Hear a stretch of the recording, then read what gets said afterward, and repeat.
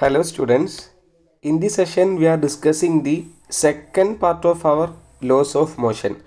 First പാർട്ടിൽ ഈ ഒരു പാഠത്തിൻ്റെ 50% ഏരിയ നമ്മൾ ഡിസ്കസ് ചെയ്തതാണ്. അതിൻ്റെ സെക്കൻഡ് പാർട്ടാണ്, രണ്ടാമത്തെ ഒരു സെക്ഷനാണ് നമ്മൾ ഈ ഒരു പാർട്ടിൽ ഈ ഒരു സെക്ഷനിൽ ഡിസ്കസ് ചെയ്യുന്നത്. ഒന്നാമത്തെ പാർട്ടിൽ newton second law of motion and conservation of momentum എന്നുള്ള ഡീറ്റെയിൽ ആയിട്ട് ഡിസ്കസ് ചെയ്തതാണ്. അതിൽ നമ്മൾ ന്യൂട്ടൻ്റെ 3 ലോകൾ ഡീറ്റെയിൽ ആയി ഡിസ്കസ് ചെയ്തു. അതിന് ബേസിൽ വരുന്ന ഇക്വേഷൻസ് കാര്യങ്ങൾ പറഞ്ഞു. ശേഷം കൺസർവേഷൻ ഓഫ് മൊമെൻറ്റം എന്ന് പറഞ്ഞ് വേറൊരു ഏരിയയിൽ പറഞ്ഞിട്ട് അതിൽ നമ്മൾ അതിൻ്റെ പ്രൂഫ് ഡീറ്റെയിൽ ആയിട്ട് പറഞ്ഞു. ആ പ്രൂഫിൻ്റെ ബേസിൽ അതിന് ശേഷമുള്ള അതിൻ്റെ അപ്ലിക്കേഷൻസ് രണ്ടെണ്ണം നമ്മൾ ഡിസ്കസ് ചെയ്തു. ആ ഒരു കൺസർവേഷൻ ഓഫ് മൊമെൻറ്റത്തിൻ്റെ പ്രൂഫ് പറയുന്ന ഏരിയയിൽ ഒരു ചെറിയ പോർഷൻ കട്ടായി പോയിട്ടുണ്ട്. അതൊന്ന് ഞാൻ ഡിസ്കസ് ചെയ്തതിന് ശേഷം നമ്മളെ ഡീറ്റെയിൽ ഉള്ള ടോപ്പിക്കിലേക്ക് പോവാം. അഥവാ ഫ്രിക്ഷൻ ആൻഡ് സർക്കുലർ മോഷൻ എന്നുള്ള ടോപ്പിക്കിലേക്ക് ഞങ്ങൾക്ക് ഡിസ്കസ് ചെയ്യാൻ പോവാം. അഥവാ അതിൻ്റെ പ്രൂഫ് ഞാൻ ലോ ഓഫ് കൺസർവേഷൻ ഓഫ് മൊമെൻറ്റത്തിൻ്റെ പ്രൂഫ് പറയുന്ന സമയത്ത് അതിൻ്റെ ഒരു ചെറിയ പോർഷൻ അഥവാ ഈ ഒരു ഏരിയ ഞാൻ ഡിസ്കസ് ചെയ്യുന്നത് എക്സ്പ്ലെയിൻ ചെയ്യുന്നതിൽ കട്ടായി പോയിട്ടുണ്ട്. ആ ഒരു കാര്യം പെട്ടെന്ന് പറഞ്ഞതിന് ശേഷം നമ്മളെ മെയിൻ ടോപ്പിക്കിലേക്ക് ഡിസ്കഷനിലേക്ക് പോവാം. ഇവിടെ ഞാൻ proof of law of conservation of momentum എന്ന് പറഞ്ഞിട്ടുണ്ടായി. അതിൻ്റെ പ്രൂഫ് ഒന്ന് എക്സ്പ്ലെയിൻ ചെയ്യാണ്. ഇവിടെ കൺസർവേഷൻ ഓഫ് മൊമെൻറ്റം എന്ന് പറഞ്ഞിട്ടുണ്ടെങ്കിൽ മൊമെൻറ്റം കൺസർവ്ഡ് ആവുന്ന സമയത്ത് നമ്മൾ എന്ത് കൊടുക്കൂല, എക്സ്റ്റേണൽ ഫോഴ്സ് കൊടുക്കൂല. ഫോഴ്സ് എന്തായിരിക്കും, 0 ആയിരിക്കും. അപ്പോൾ according to Newton's second law, ന്യൂട്ടൻ്റെ സെക്കൻഡ് ലോ പ്രകാരം നമ്മൾ പറയുന്നത് എന്താണ്, F is equal to delta p by delta t ആണ്. According to Newton's second law F equal to delta p by delta t. ഇതാണ് ന്യൂട്ടൻ്റെ സെക്കൻഡ് ലോ പ്രകാരമുള്ള നമുക്ക് ഇക്വേഷൻ. ആ ഒരു ഇക്വേഷനിൽ നമ്മൾ എന്ത് ചെയ്യാണ്, കൺസർവേഷൻ ഓഫ് മൊമെൻറ്റത്തിൻ്റെ റൂൾ അപ്ലൈ ചെയ്യാം. ഒരു മൊമെൻറ്റം കൺസർവ്ഡ് ആണ് എന്ന് പറയണമെങ്കിൽ അവിടെ എന്തായിരിക്കും, എക്സ്റ്റേണൽ ഫോഴ്സ് 0 ആയിരിക്കും. ആ ഒരു കേസിനെയാണ് നമ്മൾ മൊമെൻറ്റം കൺസർവ്ഡ് ആണ് എന്ന് പറഞ്ഞു തുടങ്ങുന്നത്.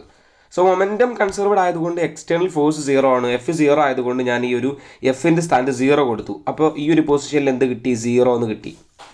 ശേഷം അപ്പോൾ ഈ ഒരു പൊസിഷനിൽ 0 കിട്ടി, നമ്മൾ കാര്യം മനസ്സിലായി. എന്നിട്ട് ഈ ഒരു ഡെൽറ്റ ടി എന്നുള്ള ഞാൻ എന്ത് ചെയ്തു, ഈ ഒരു 0 ആയിട്ട് മൾട്ടിപ്ലൈ ചെയ്തു. അഥവാ ഈ ഡെൽറ്റ ടീനെ ഞാൻ എന്ത് ചെയ്തു, ഈ ഈക്വൽ ടുവിന് ഇപ്പുറത്തെ സൈഡിലേക്ക് കൊടുത്തു. അങ്ങനെ കൊണ്ടുവരുന്ന സമയത്ത് ഡെൽറ്റ ടി ഇൻറ്റു 0 0 എന്ന് കിട്ടും. So delta P equal to 0 എന്ന് കിട്ടി. Delta P equal to 0. ഇതിന് ഡീറ്റെയിൽ എക്സ്പ്ലനേഷനാണ് പിന്നെ പറയുന്നത്. അതായത് അവിടുന്ന് നിങ്ങൾക്ക് മനസ്സിലാക്കേണ്ട കാര്യം എന്ന് പറഞ്ഞത് ടീച്ചേഴ്സ് ഒന്നും ഡീറ്റെയിൽ ആയിട്ട് പറയാറില്ല. ഡെൽറ്റ പി എന്ന് പറഞ്ഞാൽ എന്താണത്, change in momentum. Delta P എന്ന് പറഞ്ഞാൽ ചേഞ്ച് ഇൻ മൊമെൻ്റ് ആണ്. ഡെൽറ്റ പി എന്ന് പറഞ്ഞാൽ ചേഞ്ച് ഇൻ മൊമെൻറ്റം. പി എന്ന് പറഞ്ഞാൽ മൊമെൻറ്റം.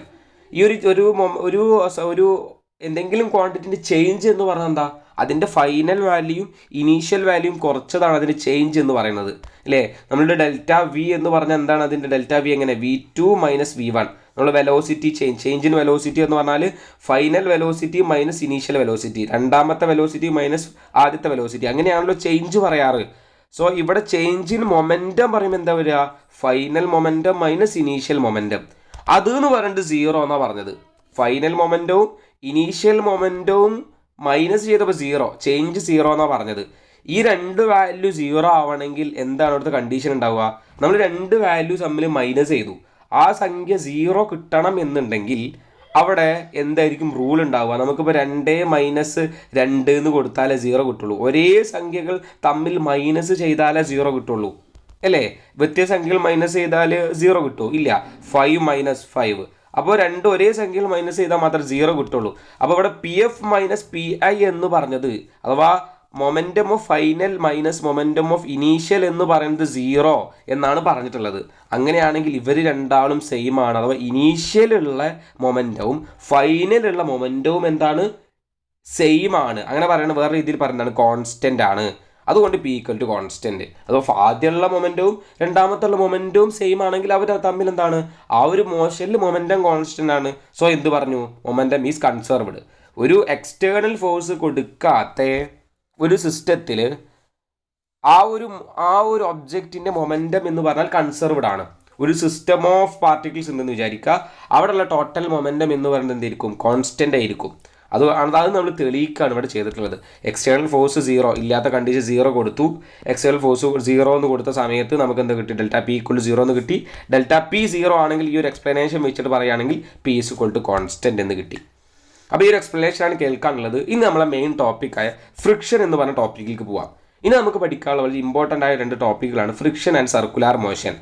ഫ്രിക്ഷൻ എന്ന് പറഞ്ഞാൽ എന്താണ്, സർക്കുലർ മോഷൻ എന്താണെന്നുള്ള ഡീറ്റെയിൽ പഠിക്കേണ്ടതുണ്ട്. അതിന് ശേഷം അതിൽ നമുക്ക് കുറച്ച് പ്രൂഫ്, കുറച്ച് ഡെറിവേഷൻസ് ചെയ്യാനുണ്ട്. ഇമ്പോർട്ടൻ്റ് ആയിട്ടുള്ള ഏരിയ ആണ് ഈ ഒരു പാർട്ട്, ഈ ഒരു സെക്ഷൻ അഥവാ ലോസ് ഓഫ് മോഷൻ എന്ന് പറഞ്ഞിട്ടുള്ള ഈ ഒരു ചാപ്റ്ററിൽ നമുക്ക് കുറേ പ്രോബ്ലംസ് ചെയ്യാനുണ്ട്, അഥവാ ക്വസ്റ്റ്യൻസ് ഇക്വേഷൻ ബേസ് പ്രോബ്ലംസ് ചെയ്യാനുണ്ട്. കഴിഞ്ഞ പാർട്ടിൽ നമുക്ക് ഇക്വേഷൻസ് കിട്ടി. ഏതൊരു ഇക്വേഷൻ കിട്ടിയാലും നമുക്ക് അവിടെ പ്രോബ്ലം പ്രതീക്ഷിക്കേണ്ടതാണ്. ഏത് ഇക്വേഷൻ വന്നാലും നമ്മൾ അവിടുന്ന് ഒരു പ്രോബ്ലം എക്സ്പെക്റ്റ് ചെയ്യണം. അപ്പോൾ ഇമ്പോർട്ടൻ്റ് ആയിട്ട് ചോദിക്കുന്ന പ്രോബ്ലംസ് ഈ ഒരു ഓരോ ഇക്വേഷനിലുണ്ട്. എല്ലാ ഇക്വേഷനും നമുക്ക് പ്രോബ്ലം ചോദിക്കണമെന്നില്ല, പക്ഷേ പല ഇക്വേഷൻ വെച്ച് ചോദിക്കണമെന്ന് നിർബന്ധമുണ്ട്. അങ്ങനത്തെ കുറച്ച് കാര്യങ്ങൾ നമുക്കിതിൽ ഡിസ്കസ് ചെയ്യേണ്ടതുണ്ട്, പഠിക്കേണ്ടതുണ്ട്. സോ നെക്സ്റ്റ് ഒരു പാർട്ടിൽ ഞാൻ എന്ത് ചെയ്യും, അതിൻ്റെ ക്വസ്റ്റ്യൻസ്, ഈ ഒരു പറഞ്ഞ ഈ 2 പാർട്ടിൻ്റെയും ക്വസ്റ്റ്യൻസ് ചെയ്യും. അത് നമുക്ക് ഈ ഒരു ഡീറ്റെയിൽ ആയിട്ടുള്ള എക്സ്പ്ലനേഷൻ കൃത്യമായിട്ട് പഠിക്കാം, ബേസിക് ആയിട്ടുള്ളത് പഠിക്കാം. ബേസ് പഠിച്ചാൽ മാത്രമേ പ്രോബ്ലം ചെയ്യാൻ പറ്റുള്ളൂ.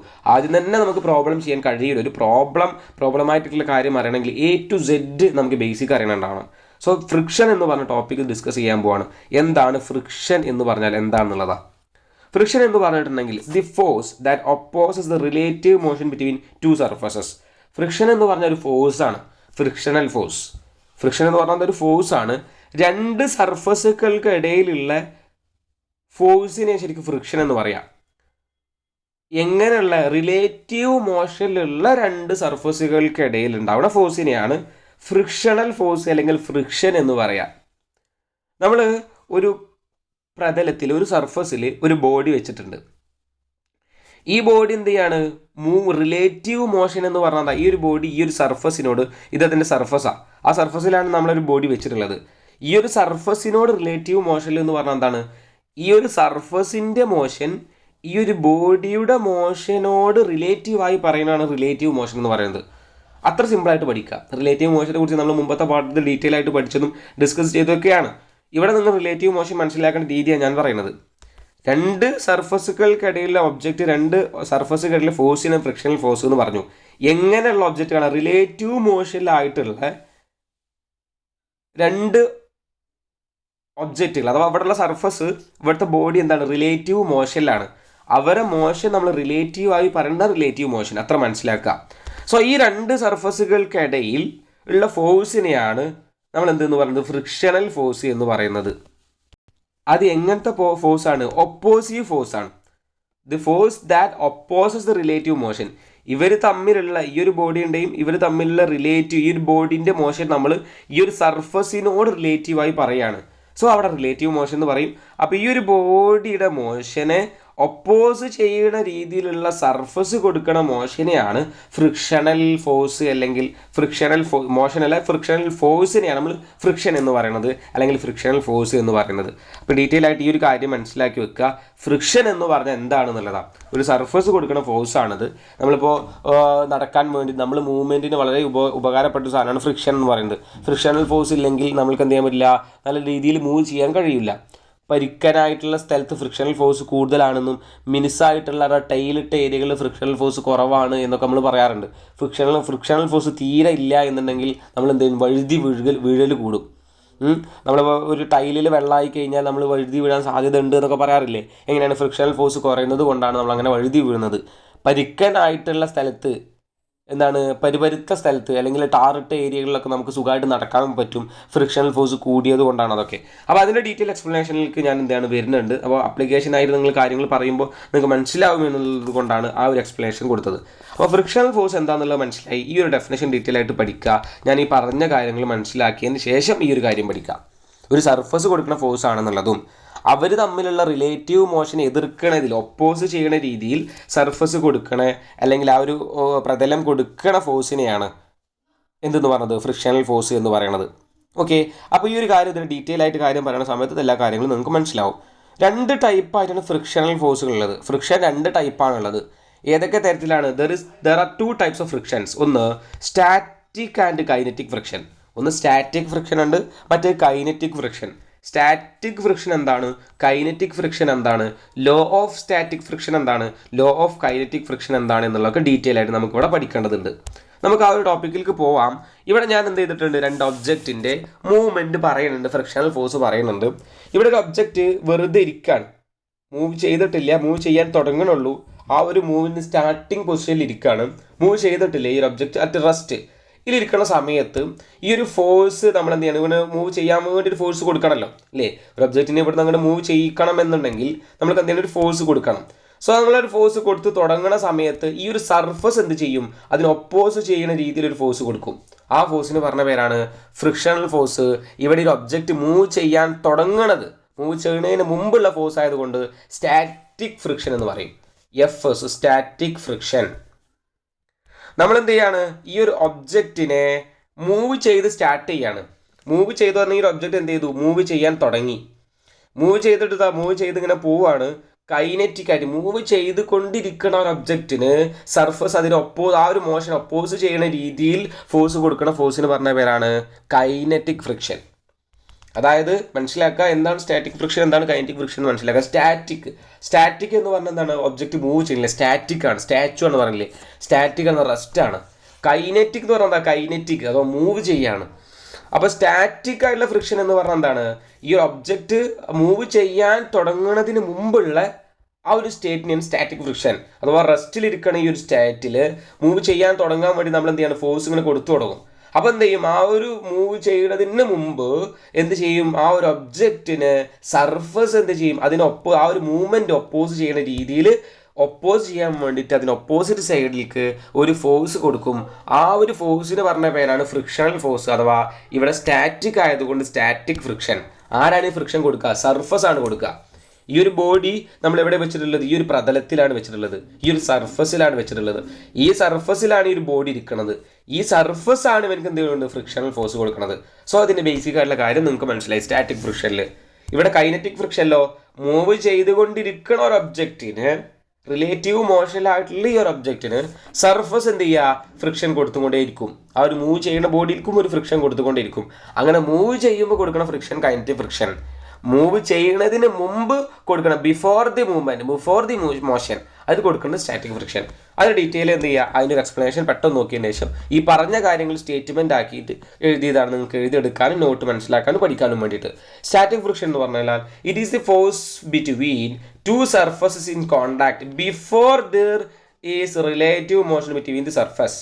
അഥവാ ഈ ഒരു സർഫസും ഈ ഒരു ബോഡിയും തമ്മിലുള്ള റിലേറ്റീവ് മോഷന് മുമ്പ് ഈ ഒരു സർഫസ് കൊടുക്കുന്ന ഫോഴ്സിന് പറഞ്ഞ പേരാണ് ഫ്രിക്ഷണൽ ഫോഴ്സ്.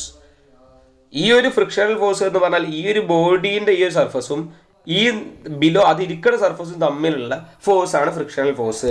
അഥവാ ഇത് സ്റ്റാറ്റിക് ആയതുകൊണ്ട് സ്റ്റാറ്റിക് ഫ്രിക്ഷൻ ആണ്.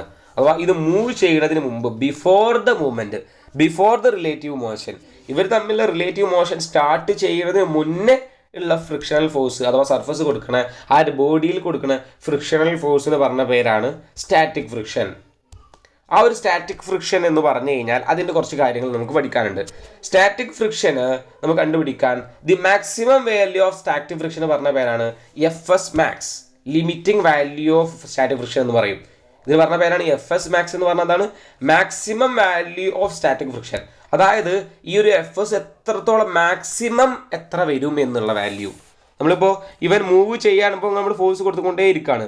ഫോഴ്സ് കൊടുത്ത് ഒരു ലിമിറ്റ് കഴിഞ്ഞ് കഴിഞ്ഞാൽ അവൻ മൂവ് ചെയ്ത് തുടങ്ങും അല്ലേ. നമ്മളിപ്പോൾ ഒരു ഭാരമുള്ള ഒരു ബോഡി, ഒരു വലിയൊരു കല്ലിരിക്കണമെന്ന് വിചാരിക്കുക, അല്ലെങ്കിൽ ഭാരമുള്ള ഒരു പെട്ടി ഒരു പ്രതലത്തിൽ ഇരിക്കണമെന്ന് വിചാരിക്കുക. നമ്മളെന്ത് ചെയ്യും, അതിനെ ഒരു ഭാഗത്ത് നിന്ന് തള്ളിയിട്ട് ഫോഴ്സ് കൊടുക്കും. ഫോഴ്സ് കൊടുത്താൽ നമ്മൾ ഫോഴ്സ് കൊടുത്ത് ആ ഒരു തള്ളാൻ സ്റ്റാർട്ട് ചെയ്യണ മുതൽ തന്നെ ആ ബോഡി മൂവ് ചെയ്യുമോ? ഇല്ല, മൂവ് ചെയ്യൂല. എപ്പോഴാണ് മൂവ് ചെയ്യുക, നമ്മൾ ഫോഴ്സ് കൊടുത്തിട്ട് മാക്സിമം ഒരു പോയിന്റിൽ എത്തി തുടങ്ങിയാൽ ഇതിങ്ങനെ മൂവ് ചെയ്യും. സോ ആ മൂവ് ചെയ്യാൻ വേണ്ടിയിട്ട് മാക്സിമം എത്തണ വരെയുള്ള ആ ഒരു ഫോഴ്സ് മാക്സിമം, ഇപ്പോൾ നമുക്ക് ഈ ഒരു ഫ്രിക്ഷണൽ ഫോഴ്സിന് ഒപ്പോസ് ചെയ്യാൻ മാക്സിമം ഫോഴ്സ് ഇതിനേക്കാളും കൂടുതൽ കൊടുക്കുമ്പോഴാണ് ഒബ്ജക്റ്റ് മൂവ് ചെയ്യുക. ഒരു ഫ്രിക്ഷണൽ ഫോഴ്സിന്, ഇവിടെ സ്റ്റാറ്റിക് ഫ്രിക്ഷന് എതിരായിട്ട് ഒപ്പോസ് ചെയ്യാൻ വേണ്ടിയിട്ട് കുറേ ഫോഴ്സ് ഇതിനപ്പുറം കൊടുക്കുമ്പോഴാണ് ഈ ഒരു ഒബ്ജക്റ്റ് മൂവ് ചെയ്യുക. സോ ആ ഒരു maximum value of F S അതാണ് പറയുന്നത് limiting value of static friction. Static friction എന്താണെന്നുള്ളത് പറഞ്ഞു ഞാൻ. ഒബ്ജക്റ്റ് സ്റ്റാറ്റിക് ആയിരിക്കുന്ന സമയത്ത് സർഫസ് ആ ഒരു ബോഡിയിൽ കൊടുക്കുന്ന ഫോഴ്സാണ് സ്റ്റാറ്റിക് ഫ്രിക്ഷൻ എന്ന് ഞാൻ പറഞ്ഞു. ആ ഒരു സ്റ്റാറ്റിക് ഫ്രിക്ഷൻ്റെ മാക്സിമം വാല്യൂവിനെ പറഞ്ഞ പേരാണ് എഫ് എസ് മാക്സ്. അത്രേ പഠിക്കാനുള്ളൂ. ഡീറ്റെയിൽ ആയിട്ട് എല്ലാ കാര്യങ്ങളും ഞാൻ പറയുന്നുണ്ട് എന്നുണ്ടെങ്കിലും നിങ്ങൾക്ക് പഠിക്കാനുള്ള കാര്യം ഞാൻ എന്ത് ചെയ്യുന്നുണ്ട്, ടോപ്പിക്കിൽ കൃത്യമായി കൊടുക്കുന്നുണ്ട്. Maximum value of static friction പറഞ്ഞ പേരാണ് എഫ് എസ് മാക്സ്. അതിന് പറഞ്ഞ വേറൊരു പേരാണ് limiting value. F S max എന്ന് പറഞ്ഞാൽ എന്താണ്? ലിമിറ്റിംഗ് വാല്യൂ തന്നെയാണ്. So limiting value of static friction എന്ന് പറഞ്ഞാൽ maximum value of static friction, അഥവാ ഈ ഒരു സർഫസിന് കൊടുക്കാൻ പറ്റിയ മാക്സിമം വാല്യൂ. മാക്സിമം എത്രത്തോളം ഈ ഒരു സർഫസ് ബോഡിയിലേക്ക് അതിൻ്റെ മൂവ്മെൻറ്റിനെ തടഞ്ഞു നിർത്താൻ വേണ്ടി എത്ര കൊടുക്കുമോ അതിന് പറഞ്ഞ പേരാണ് maximum value of static friction. So ആ ഒരു മാക്സിമം വാല്യൂ എന്ന് പറയുന്നത് അതിന് പറഞ്ഞ മറ്റൊരു പേരാണ് ലിമിറ്റിംഗ് വാല്യൂ. ഈ limiting value of static friction is independent of the area of the contact. അതായത് ഈ ഒരു ബോഡി ഈ ഒരു സർഫസിനോട് ഇരിക്കുന്ന ഒരു ഏരിയ, കോണ്ടാക്റ്റിൽ ഇരിക്കുന്ന ഏരിയനെ ഡിപ്പെൻഡ് ചെയ്യണില്ല, ഇൻഡിപെൻഡൻ്റ് ആണ് എന്നാണ് ഫസ്റ്റ് പോയിന്റ് പറയുന്നത്. The limited value of static friction independent of area of contact.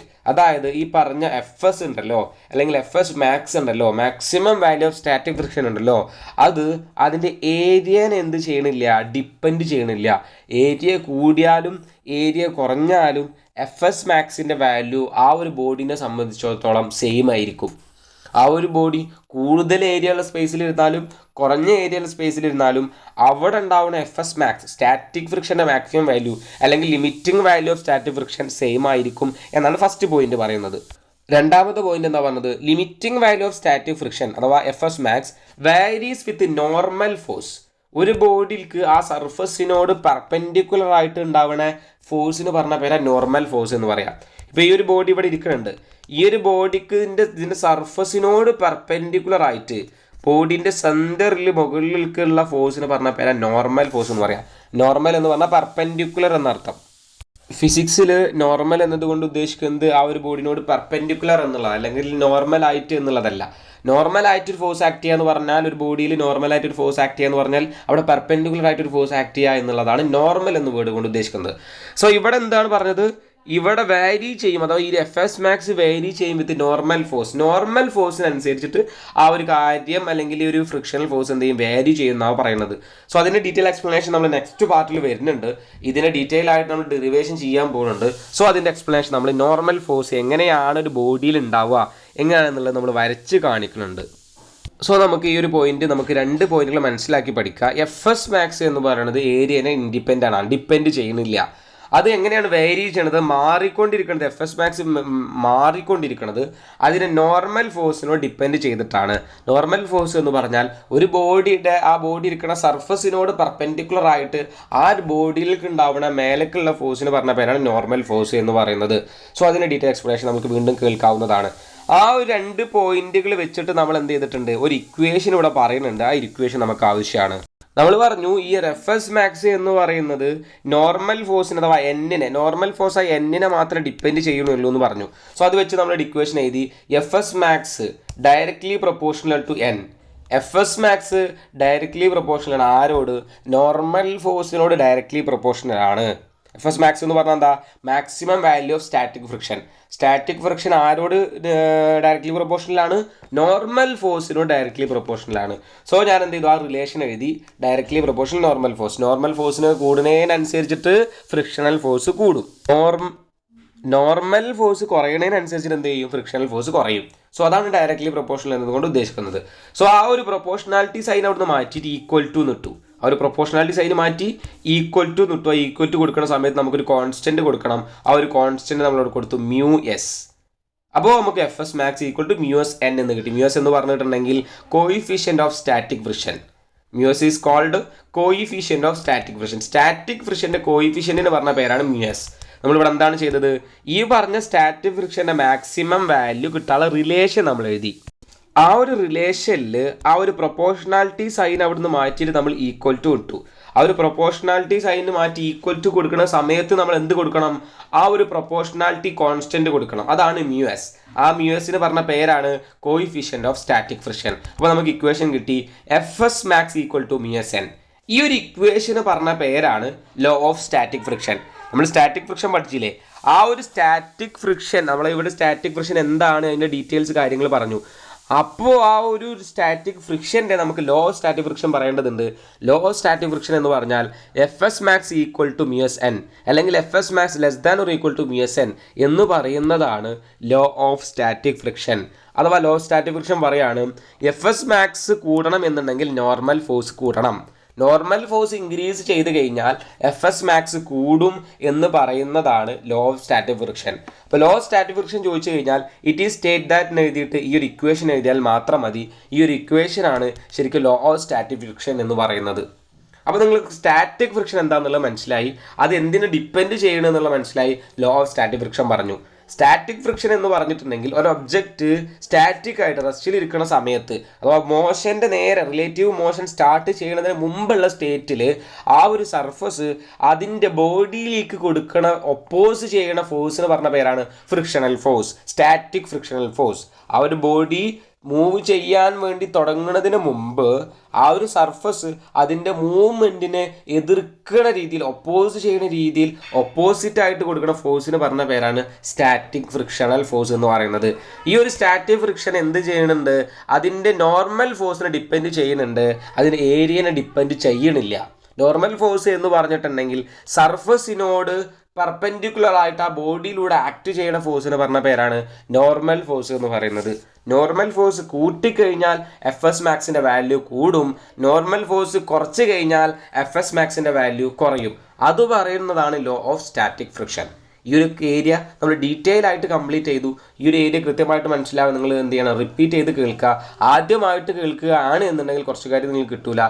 രണ്ടാമതൊക്കെ ആയിട്ടാണ് നിങ്ങൾ കേൾക്കുന്നത് എന്നുണ്ടെങ്കിൽ നിങ്ങൾക്ക് ഈ കാര്യം ക്ലിയർ ആയിട്ട് എല്ലാ കാര്യവും മനസ്സിലായിട്ടുണ്ടാവുമെന്ന് പ്രതീക്ഷിക്കുകയാണ്.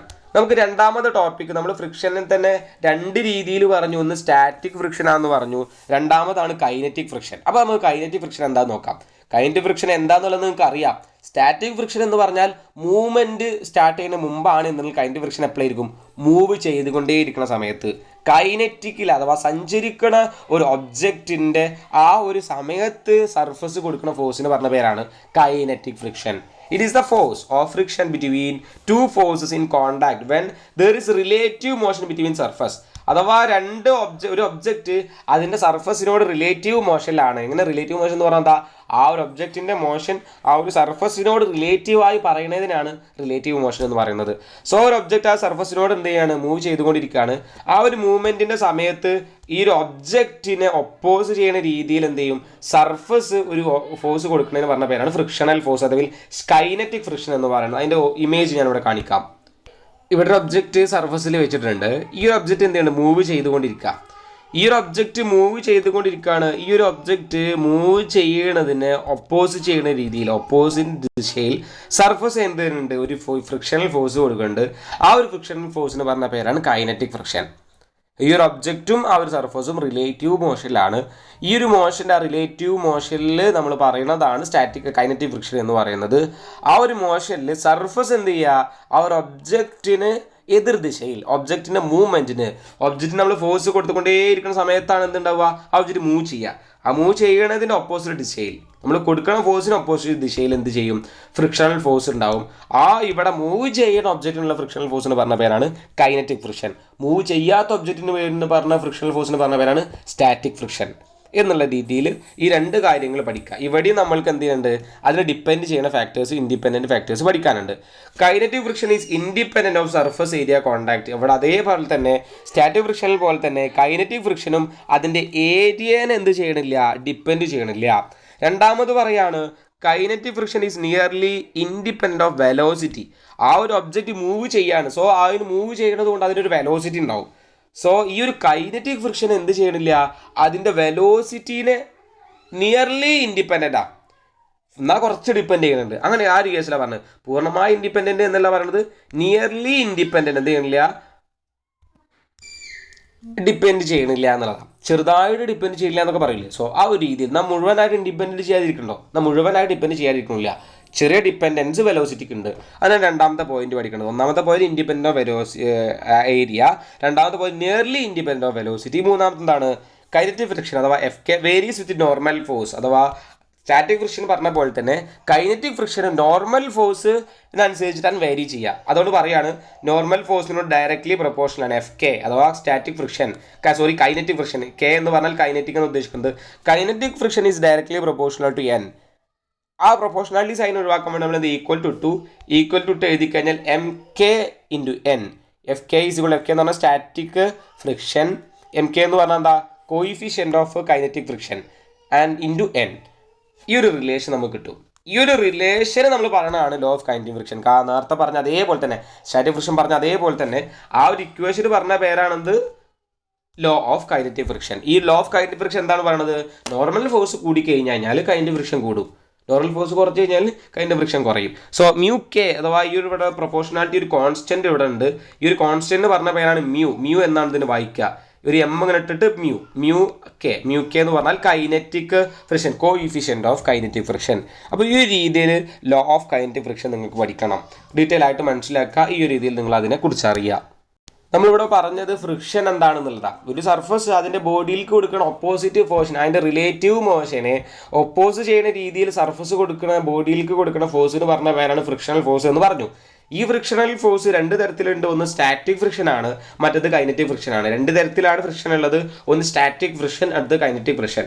സ്റ്റാറ്റിക് ഫ്രിക്ഷൻ എന്ന് പറഞ്ഞാൽ object at rest, object move ചെയ്യുന്നതിന് മുമ്പുള്ള സമയത്തുള്ള ഫ്രിക്ഷൻ സ്റ്റാറ്റിക് ഫ്രിക്ഷൻ എന്നും, കൈനറ്റിക് ഫ്രിക്ഷൻ എന്ന് പറഞ്ഞാൽ ഒരു ഒബ്ജക്റ്റ് മൂവ് ചെയ്തുകൊണ്ടിരിക്കുന്ന സമയത്ത് സർഫസ് അതിന് ഒപ്പോസ് ചെയ്യുന്ന രീതിയിൽ കൊടുക്കുന്ന ഫോഴ്സിന് പറഞ്ഞ പേരാണ് കൈനറ്റിക് ഫ്രിക്ഷൻ എന്നുള്ളത് പഠിച്ചു. എന്തിനാണ് ഈ ഒരു ഫ്രിക്ഷൻ്റെ ഉപയോഗം എന്താണ്? അതിനെക്കുറിച്ച് വല്ല ഉപദ്രവം ഉണ്ടോ? Advantages of frictional force, friction എന്നുള്ളതാണ് നമ്മൾ നെക്സ്റ്റ് നോക്കാൻ പോകുന്നത്. വളരെ ഇമ്പോർട്ടൻ്റ് ആയിട്ടുള്ള കാര്യമാണ് അഡ്വാൻറ്റേജസ് ഓഫ് ഫ്രിക്ഷൻ. അതായത് നമുക്ക് ഫ്രിക്ഷൻ കുറേ അഡ്വാൻറ്റേജസ് നൽകുന്നുണ്ട്. ഈ ഒരു കാര്യത്തിൽ നിന്ന് തന്നെ നിങ്ങൾ 2-3 പോയിന്റ് മാത്രം പഠിച്ചു വെക്കുക. നമുക്ക് അറിയണതാണ്, in many practical situations friction is critically needed. കുറേ പ്രാക്ടിക്കൽ സിറ്റുവേഷനിൽ നമുക്ക് എന്താണ് കൈനറ്റിക് ഫ്രിക്ഷൻ ആവശ്യമാണ്, വളരെ ഉപകാരമാണ്. Kinetic friction is made use of by brakes and machines of automobiles. അഥവാ ഈ ഒരു കൈനറ്റിക് ഫ്രിക്ഷൻ ആക്ട് ചെയ്തിട്ടാണ് നമ്മൾ ഓട്ടോമൊബൈൽസിൽ ബ്രേക്ക്, വണ്ടികളുടെ ബ്രേക്ക് കാര്യങ്ങളൊക്കെ പ്രോപ്പറായിട്ട് വർക്ക് ചെയ്യണത്. We are able to walk because of static friction. അതാണ് നമുക്ക് പഠിക്കേണ്ടത്. ഇമ്പോർട്ടൻ്റ് ആയിട്ട് മനസ്സിലാക്കേണ്ട ഒരു കാര്യം, സ്റ്റാറ്റിക് ഫ്രിക്ഷൻ്റെ പ്രസൻസിലാണ് നമുക്ക് എന്ത് ചെയ്യാൻ പറ്റുന്നത്, നല്ല രീതിയിൽ മൂവ് ചെയ്യാൻ പറ്റുന്നത്. ഒരു സർഫസിലൂടെ നമ്മൾക്ക് നടക്കണം എന്നുണ്ടെങ്കിൽ ആ ഒരു സർഫസിന് ആ ഒരു സർഫസിൻ്റെ സ്റ്റാറ്റിക് ഫ്രിക്ഷന് ഒപ്പോസ് ചെയ്യുന്ന രീതിയിൽ നമ്മളൊരു പ്രോപ്പർ ഫോഴ്സ് കാലുകൊണ്ട് കൊടുത്തിട്ടാണ് നടന്നു പോണത്. എങ്ങാനും ഒരു സ്റ്റാറ്റിക് ഫ്രിക്ഷൻ ഇങ്ങോട്ട് ഇല്ല, സർഫസ് നമ്മളെ കാലിലേക്ക് ഒരു ഫ്രിക്ഷൻ കൊടുക്കണില്ല എന്നുണ്ടെങ്കിൽ നമുക്ക് ഒരിക്കലും നടക്കാൻ കഴിയില്ല. ഫ്രിക്ഷൻ കുറഞ്ഞ വളരെ തീരെ ഇല്ലാത്ത ഏരിയയിൽ നമുക്ക് നടക്കാൻ കഴിയില്ല. അതായത് നമ്മൾ എന്താ ചെയ്യുക, ഒരു ടൈലിൽ നമ്മൾ ഫുൾ ഓയിലാണ് കൊടുത്ത് ഒഴിക്കാന്ന് വിചാരിക്കുക. ഓയിൽ അവിടെ കൊടുന്ന് വെച്ചാൽ ഫ്രിക്ഷൻ വളരെ കുറവായിരിക്കും, നമുക്കവിടെ സ്മൂത്തായി നടക്കാൻ കഴിയുമോ? എന്നാൽ പരിപരുത്ത സ്ഥലത്താണ്, കട്ട പതിച്ച പരിപരുത്ത സ്ഥലമാണ്, അല്ലെങ്കിൽ ടാറിട്ട ഏരിയയിലാണ്, നമുക്ക് ടാറിട്ട റോട്ടിലൊക്കെ സുഖമായിട്ട് നടക്കാൻ പറ്റുന്നുണ്ട് ഇല്ലേ? നമ്മൾ മഴ വന്നിട്ട് അവിടെ നന്നായിട്ട് ആ ഒരു പരിപരുത്ത ഒരു ഏരിയ മൊത്തം പോയിട്ട് അവിടെ ഇച്ചിൽ പിടിച്ച് ഒന്നാകെ എടുക്കുകയാണ് എന്നുണ്ടെങ്കിൽ നമുക്ക് സ്മൂത്തായി നടക്കാൻ പറ്റുമോ? ഇല്ല. ഫ്രിക്ഷണൽ ഫോഴ്സ് കുറഞ്ഞിട്ട് നമ്മൾ തടഞ്ഞിട്ടല്ല വഴുതി വീഴും. ഫ്രിക്ഷണൽ ഫോഴ്സ് ഇല്ലാത്തതുകൊണ്ട് വഴുതി വീഴും. ശരിക്കും വഴുതി വീഴാനുള്ള മെയിൻ കാരണം ഫ്രിക്ഷണൽ ഫോഴ്സ് ഇല്ലാതാവുന്ന കണ്ടീഷൻ വരുമ്പോഴാണ്. ഒരു ഓയിലി സർഫസിൽ അല്ലെങ്കിൽ വെള്ളമുള്ള സർഫസിൽ ടൈലിൽ വെള്ളം ഇരിക്കുന്ന സമയത്ത് നമ്മൾ പോയി വഴുതി വീഴാനുള്ള കാരണം എന്ന് പറഞ്ഞാൽ അവിടെ ഫ്രിക്ഷണൽ ഫോഴ്സ് കുറയുന്നത് കൊണ്ടാണ്. ഓക്കെ, റോഡിൽ പരിപരുത്ത സ്ഥലമാക്കാൻ റോഡ് ടാറിട്ടിട്ട് ചെയ്യാനുള്ള കാരണം എന്താ? റോഡ് മൊത്തം ടൈലിടാണ് അല്ലെങ്കിൽ മാർബിൾ ഇടാണ് ഒക്കെ ചെയ്യുകയാണെന്നുണ്ടെങ്കിലോ എന്നും ആക്സിഡൻ്റ് ആയിരിക്കും. കാരണം ബ്രേക്ക് ചെയ്യണ സമയത്ത് ഈ ഒരു ബ്രേക്കിംഗ് ആക്ഷനിൽ ടയർ ആ ഒരു സർഫസിനോട് എന്ത് ചെയ്യാണ്, ബ്രേക്കിംഗ് ആക്ഷൻ ഉണ്ടാവുന്നത് അവിടെ ഫ്രിക്ഷണൽ ഫോഴ്സ് നന്നായിട്ട് ഉണ്ടായത് കൊണ്ടാണ്. അപ്പോൾ മാത്രമേ നമുക്ക് അതിനെ പിടിച്ചു നിർത്താൻ, വണ്ടീനെ ആ ഒരു ബ്രേക്ക് ചെയ്ത് പിടിച്ചു നിർത്താൻ ഫ്രിക്ഷണൽ ഫോഴ്സിൻ്റെ സഹായത്താലാണ് പറ്റണത്. ബ്രേക്കിംഗ് നടക്കുന്ന സമയത്ത് അവിടെ സ്മൂത്തി സർഫസ് ആണെങ്കിലോ എന്ത് ചെയ്യും, അവിടെ ടൈലിട്ട ഏരിയയിൽ സ്മൂത്തി സർഫസ് ആണ്, നമ്മൾ ബ്രേക്ക് അപ്ലൈ ചെയ്യുന്ന സമയത്ത് അത് വഴുതി പോയിട്ട് എവിടെയും തട്ടിയിട്ടേ നിൽക്കുള്ളൂ. അപ്പോൾ ടാറിട്ട ഏരിയയിൽ ഫ്രിക്ഷൻ ഏരിയ കൂടുതലായതുകൊണ്ട് തന്നെ, പരിപരുത്ത ഏരിയയിൽ ഫ്രിക്ഷൻ ഏരിയ കൂടുതലായതുകൊണ്ട് തന്നെ നമുക്ക് ബ്രേക്കിംഗ് ആക്ഷനും നടക്കാനും വേണ്ടിയിട്ട് സ്റ്റാറ്റിക് ഫ്രിക്ഷൻ കുറേ ഹെൽപ്പ് ചെയ്യുന്നുണ്ട്. സോ അഡ്വാൻറ്റേജസ് ആണ്, കാര്യം മനസ്സിലാക്കുക. It is impossible for a car to move very slippery റോഡിൽ നമുക്ക് എന്ത് ചെയ്യാൻ പറ്റില്ല, ഒരു കാർ നല്ല രീതിയിൽ ഓടിച്ചു പോകാൻ പറ്റില്ല. And ordinary road, the friction between the tyre and the road provides necessary external force to accelerate the car.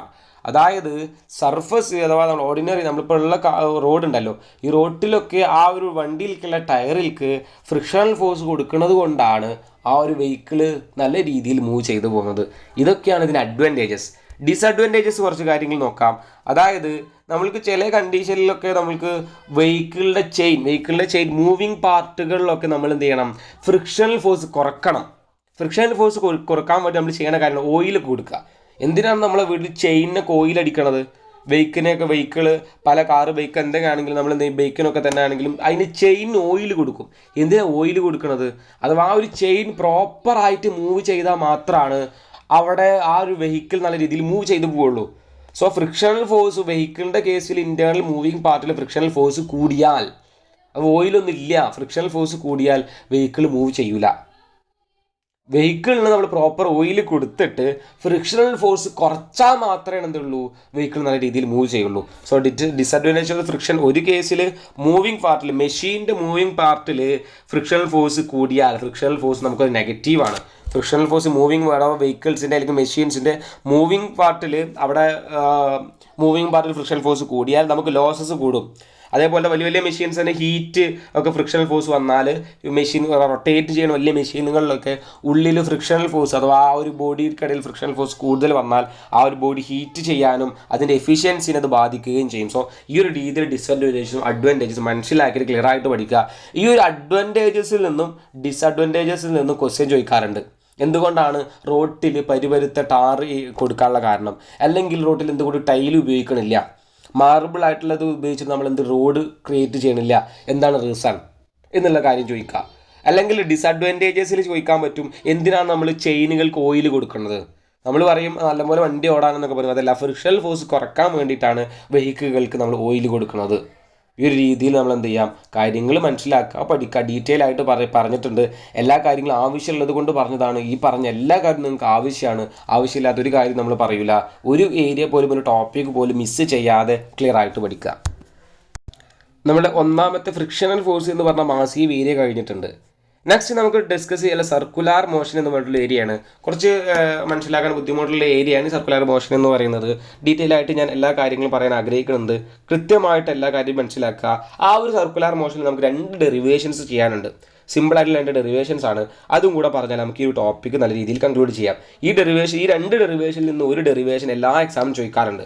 So ഈ ഒരു ലോസ് ഓഫ് മോഷനിൽ പ്രതീക്ഷിക്കാവുന്ന ഈ ഡെറിവേഷൻ ഒരു ഇമ്പോർട്ടൻറ്റ് ക്വസ്റ്റ്യൻ ആണ്, അല്ലെങ്കിൽ ഒരു പ്രോബ്ലം ആണ്. നമ്മൾ എന്ത് ചെയ്യുന്നത് നെക്സ്റ്റ് 2 ടോപ്പിക്കിൽ നെക്സ്റ്റ് ഇതിലായിട്ട് പറയുന്നത്. സോ ഡിസ്കസ് ചെയ്യാനുള്ള കാര്യങ്ങൾ കൃത്യമായിട്ട് പഠിക്കുക. സർക്കുലാർ മോഷൻ എന്ന് പറഞ്ഞ ടോപ്പിക്കിലേക്ക് പോകാം. എന്താണ് സർക്കുലാർ മോഷൻ? ബേസിക്കലി ഈ ഒരു സർക്കുലാർ മോഷൻ എന്നതുകൊണ്ട് കേൾക്കുമ്പോൾ തന്നെ നമുക്ക് എന്താ മനസ്സിലാവുക? സർക്കിൾ മോഷൻ, സർക്കുലാർ മോഷൻ, ഇങ്ങനെയൊക്കെ കേൾക്കുന്ന സമയത്ത് നമുക്ക് എന്താണ് കിട്ടുന്നത്? ഒരു ഒബ്ജക്റ്റ് അവനൊരു സർക്കിളായ രീതിയിൽ സർക്കിളിലാണ് മൂവ് ചെയ്യണമെന്നുണ്ടെങ്കിൽ അതൊരു സർക്കുലാർ മോഷനാണ്. ഒരാൾ ബൈക്ക് എടുത്തിട്ട് എന്ത് ചെയ്യാണ്, ഒരു കാർ എടുത്തിട്ട് ഇങ്ങനെ സർക്കിൾ ഇങ്ങനെ വട്ടത്തിൽ കിടന്ന് റൊട്ടേറ്റ് ചെയ്തിരിക്കുകയാണെങ്കിൽ അവൻ്റെ മോഷൻ സർക്കുലാർ മോഷനാണ്. അല്ലെങ്കിൽ പറയാണ് നമ്മളൊരു കല്ലെടുത്തിട്ട് ആ ഒരു കല്ലിനെ ഒരു നൂലിൽ കെട്ടിയിട്ട് ഇങ്ങനെ കറക്കുകയാണ്. അപ്പോൾ ആ കല്ല് നമ്മൾ നൂലിൽ കെട്ടി കറങ്ങുന്ന സമയത്ത് അത് ഇങ്ങനെ കിടന്ന് കറങ്ങും. പമ്പരം കറങ്ങുന്നത് സർക്കുലാർ മോഷനാണ്. ഫാന് കറങ്ങുന്നത് ഒരു സർക്കുലാർ മോഷനാണ്. നമ്മളെ പ്ലാനറ്റ് കറങ്ങുന്ന ഒരു സർക്കുലാർ മോഷനാണ്. അതൊക്കെ സർക്കിളിലാണ്, വട്ടത്തിൽ കിടന്ന് കറങ്ങുന്ന മോഷനിലൊക്കെ പറഞ്ഞ പേരാണ് സർക്കുലാർ മോഷൻ എന്ന് പറയാം. ഒരു ഒബ്ജക്റ്റ് എന്ത് ചെയ്യാണ്, ഈ ഒരു ഒബ്ജക്റ്റ് എന്ത് ചെയ്യാണ്, ഈ സർക്കുലാർ മോഷനിൽ ഇങ്ങനെ കിടന്ന് റൊട്ടേറ്റ് ചെയ്യാണ്. ഇങ്ങനെയുള്ള മോഷൻ എന്ന് പറഞ്ഞ പേരാണ് സർക്കുലാർ മോഷൻ. ഈ ഒരു ഒബ്ജക്റ്റ് ഇതിനെക്കിടയിൽ സർക്കുലാർ മോഷനിൽ ഇങ്ങനെ കിടന്ന് കറങ്ങാൻ എന്തൊക്കെ കാര്യങ്ങൾ ആവശ്യമാണ് എന്നുള്ളതാണ് പഠിക്കുന്നത്. സോ അടുത്ത കാര്യമാണ് നമുക്ക് പഠിക്കേണ്ടത് സെൻട്രിപിറ്റൽ ആക്സിലറേഷൻ. ഈ ഒരു സർക്കുലാർ മോഷന് വേണ്ടിയിട്ടുള്ള ആ ഒരു ഒബ്ജക്റ്റ് ആ ഒരു സർക്കിളിൽ കിടന്ന് കറങ്ങുകയാണെങ്കിൽ ആ ഒരു സർക്കിളിലുള്ള ആ ഒരു ഒബ്ജക്റ്റിൻ്റെ ആക്സിലറേഷൻ പറഞ്ഞ പേരാണ് centripetal acceleration. The acceleration of a body moving in a circular path directed towards center is called centripetal acceleration. ഒരു ഒബ്ജക്റ്റ് ഞാൻ പറഞ്ഞു ഇതിനെ സർക്കിളിൽ കിടന്ന് റൊട്ടേറ്റ് ചെയ്യുകയാണെന്ന്. ഇങ്ങനത്തെ മോഷൻ സർക്കുലാർ മോഷൻ എന്ന് പറയാം. ഈ ഒരു സർക്കുലാർ മോഷനിൽ മൂവ് ചെയ്യുന്ന ഒബ്ജക്റ്റിന് എന്തുണ്ടാവും? അതിൻ്റെ ആക്സിലറേഷൻ ഉണ്ടാവും. അപ്പോൾ ഈ ഒരു ഒബ്ജക്റ്റിന് എന്തുണ്ട്? ഈ സർക്കുലാർ മോഷനിൽ കിടന്ന് റൊട്ടേറ്റ് ചെയ്യുന്നത് കൊണ്ട് തന്നെ അവിടെ ഒരു ആക്സിലറേഷൻ ഉണ്ട്. ആ ആക്സിലറേഷൻ അതിൻ്റെ സെൻട്രലിലേക്കാണ് ആക്ട് ചെയ്യുക. അത് എന്തുകൊണ്ടാണെന്നുള്ളത് ഞാൻ പറയാം. ഈ ഒരു സെൻട്രലിലേക്ക് ആക്ട് ചെയ്യുന്ന ഒരു ആക്സിലറേഷൻ എന്ന് പറഞ്ഞ പേരാണ് സെൻട്രിപിറ്റൽ ആക്സിലറേഷൻ. സർക്കുലാർ പാത്തിൽ മൂവ് ചെയ്യുന്ന ബോഡിക്ക് ആ ഒരു മൂവ് ചെയ്യുന്ന ബോഡിക്ക് ഉണ്ടാവുന്ന ആക്സിലറേഷൻ പറഞ്ഞ പേരാണ് സെൻട്രിപിറ്റൽ ആക്സിലറേഷൻ. സെൻട്രിപിറ്റൽ എന്ന് പറയാൻ കാരണം അതിൻ്റെ ആക്സിലറേഷൻ അതിൻ്റെ സെൻട്രലിലേക്കാണ് ആക്ട് ചെയ്യുക. സോ ആ ഒരു ആക്സിലറേഷൻ പറഞ്ഞ പേരാണ് സെൻട്രിപിറ്റൽ ആക്സിലറേഷൻ. സർക്കുലാർ മോഷനിൽ ഉള്ള സർക്കുലാർ ബോഡിക്ക് ആ ഒരു ഒബ്ജക്റ്റിന് ഉണ്ടാവുന്ന ആ ഒരു സർക്കുലാർ പാത്തിൽ ഉണ്ടാവുന്ന ആക്സിലറേഷൻ പറഞ്ഞ പേരാണ് centripetal acceleration. So centripetal acceleration നമ്മൾ AC എന്ന് പറയാം, അല്ലെങ്കിൽ A എന്ന് പറയാറുണ്ട്. ആക്സിലറേഷൻ A എന്നാണ് പറയാറ്, അല്ലെങ്കിൽ സെൻട്രിപിറ്റൽ ആക്സിലറേഷൻ AC എന്ന് പറയാം. So A = v²/r. V എന്ന് പറഞ്ഞാൽ വെലോസിറ്റി, R എന്ന് പറഞ്ഞാൽ ഈ സർക്കിളിൻ്റെ റേഡിയസ്. സോ A = v²/r ആണ് സെൻട്രിപിറ്റൽ ആക്സിലറേഷൻ്റെ ഇക്വേഷൻ. ഇമ്പോർട്ടൻ്റ് ആണ് ഇക്വേഷൻ, നമ്മൾ പല ഏരിയകളിൽ യൂസ് ചെയ്യുന്നത്. ഈ ഒരു സർക്കുലാർ മോഷനിൽ പഠിക്കേണ്ട വേറൊരു കേസാണ് നമുക്ക് സെൻട്രിപിറ്റൽ ഫോഴ്സ്. ഈ ഒരു ഒബ്ജക്റ്റ് ഇവിടെ കിടന്ന് റൊട്ടേറ്റ് ചെയ്യാൻ കാരണം ഇവിടെ ഒരു സെൻട്രിപിറ്റൽ ഫോഴ്സ് ഉണ്ടായതുകൊണ്ടാണ്. ഈ ഒരു ഒബ്ജക്റ്റിന് ഈ ഒരു സർക്കുലർ പാത്തിൽ ഇവൻ്റെ സെൻട്രലിലേക്ക് ഒരു ഫോഴ്സ് ആക്ട് ചെയ്യുന്നത് കൊണ്ടാണ് ഇവൻ സർക്കിളിൽ ഇങ്ങനെ കിടന്ന് റൊട്ടേറ്റ് ചെയ്യുന്നത്. The force providing centripetal acceleration is called the centripetal force. അല്ലെങ്കിൽ നമ്മൾ പറയുകയാണ് ഇവിടെ ഒരു സെൻട്രിപിറ്റൽ ആക്സലറേഷൻ ഉണ്ടായില്ലേ, ഈ സെൻട്രലിലേക്ക് ഒരു സെൻട്രിപിറ്റൽ ആക്സലറേഷൻ ഉണ്ടാവാൻ വേണ്ടിയിട്ട് ഈ ഒരു ഒബ്ജക്റ്റിന് അവൻ്റെ സെൻട്രിലുള്ള ഫോഴ്സിന് പറഞ്ഞ പേരാണ് സെൻട്രിപിറ്റൽ ഫോഴ്സ്. സെൻട്രിപിറ്റൽ ആക്സലറേഷൻ ഉണ്ട്, സെൻട്രിപിറ്റൽ ഫോഴ്സ് ഉണ്ട്. സെൻട്രിപിറ്റൽ ഫോഴ്സ്, ആ ഒരു സെൻട്രിപിറ്റൽ ഫോഴ്സ് എന്ന് പറയുന്നത് ആണ് നമ്മളിവിടെ പറയണത്. ഇവിടെ നമ്മൾ കൊടുക്കേണ്ടത് സെൻട്രിപിറ്റൽ ഫോഴ്സിന് ഇവിടെ കൊടുത്തത് FS എന്നാണ് കൊടുത്തുള്ളത്, FC എന്നാണ് കൊടുക്കേണ്ടത്. FC equal to mv²/r. Centripetal force എന്ന് പറഞ്ഞാൽ ഈ ഒരു ഒബ്ജക്റ്റ്, ഈ ഒരു ബോഡി ഇവൻ്റെ ഈ ഒരു സർക്കുലാർ പാത്തിൽ മൂവ് ചെയ്യുമ്പോൾ അവന് സെൻട്രിപിറ്റൽ ആക്സിലറേഷൻ ഉണ്ടാവാൻ വേണ്ടിയിട്ടുള്ള ഒരു ഫോഴ്സിന് പറഞ്ഞ പേരാണ് സെൻട്രിപിറ്റൽ ഫോഴ്സ്. നമ്മളൊരു ഒബ്ജക്റ്റ്, ഒരു കല്ല് എടുത്തിട്ട് ഞാൻ പറഞ്ഞു ഒരു നൂലിൽ കെട്ടാണ്, എന്നിട്ട് ഇതിനെ റൊട്ടേറ്റ് ചെയ്യുമ്പോൾ എന്ത് ചെയ്യും, ഇതിനെ കിടന്ന് റൊട്ടേറ്റ് ചെയ്യും അല്ലേ, സർക്കിളിൽ റൊട്ടേറ്റ് ചെയ്യാം. നമ്മളൊരു നൂലെടുത്തിട്ട് ആ ഒരു നൂല് കല്ല് ഒരു അറ്റത്ത് കല്ല് കെട്ടിയിട്ട് നമ്മൾ ഒരു അറ്റം പിടിച്ച് കറക്കുകയാണ്. സോ റൊട്ടേറ്റ് ചെയ്യുന്ന സമയത്ത് നമ്മൾ പമ്പരം കറക്കുമ്പോൾ റൊട്ടേറ്റ് ചെയ്യുന്ന സമയത്ത് അത് സർക്കുലാർ പാത്തിലാണ് റൊട്ടേറ്റ് ചെയ്യുക. ഈ ഒരു സർക്കുലർ പാത്ത് റൊട്ടേറ്റ് ചെയ്യാൻ ഇവൻ്റെ സെൻട്രലിലേക്ക് നമ്മൾ ഈ ഒരു വയറിലൂടെ ഒരു ഫോഴ്സ് കൊടുക്കുന്നത് കൊണ്ടാണ് ആ ഒരു കല്ല് അങ്ങനെ കിടന്ന് റൊട്ടേറ്റ് ചെയ്യുന്നത്. സോ ആ ഒരു ഫോഴ്സിന് ആ ഒരു കയറിലൂടെ അല്ലെങ്കിൽ ആ ഒരു നൂലിലൂടെ ഉള്ള ഫോഴ്സ് ശരിക്കും സെൻട്രിപിറ്റൽ ഫോഴ്സാണ്. ടെൻഷൻ എന്ന് പറയും. ആ ഒരു ലൈനിലൂടെ, ആ വയറിലൂടെ അല്ലെങ്കിൽ ആ നൂലിലൂടെയുള്ള ടെൻഷൻ പറഞ്ഞ പേരാണ് സെൻട്രിപിറ്റൽ ഫോഴ്സ്. അത് മനസ്സിലാവാൻ വേണ്ടി പറഞ്ഞാണ്. സോ ഈ ഒരു സെൻട്രിപിറ്റൽ ആക്സിലറേഷൻ ഉണ്ടാവാൻ വേണ്ടിയിട്ടുള്ള സർക്കുലാർ പാത്തിൽ റൊട്ടേറ്റ് ചെയ്യണ ഒരു ഒബ്ജക്റ്റിനുള്ള ഫോഴ്സിന് പറഞ്ഞ പേരാണ് സെൻട്രിപിറ്റൽ ഫോഴ്സ്. ഇങ്ങനെ സർക്കുലാർ പാത്തിൽ റൊട്ടേറ്റ് ചെയ്യുന്ന ഒബ്ജക്റ്റിനുള്ള ആക്സിലറേഷൻ പറഞ്ഞ പേരാണ് സെൻട്രിപിറ്റൽ ആക്സിലറേഷൻ. അപ്പോൾ ഈ രണ്ട് കാര്യം നിങ്ങൾ പഠിക്കുക. സർക്കുലാർ മോഷൻ എന്ന് പറഞ്ഞു കഴിഞ്ഞാൽ എന്താണെന്നുള്ളതും, സർക്കുലാർ മോഷൻ്റെ ആക്സിലറേഷൻ, സെൻട്രിപിറ്റൽ ആക്സിലറേഷൻ എന്താണ്, സെൻട്രിപിറ്റൽ ഫോഴ്സ് എന്താണ് ഡീറ്റെയിൽ ആയിട്ട് മനസ്സിലാക്കിയാൽ നമുക്ക് നെക്സ്റ്റ് പാർട്ടിൽ അതിൻ്റെ ഡെറിവേഷനും ബാക്കി കാര്യങ്ങൾക്ക് പോവാം.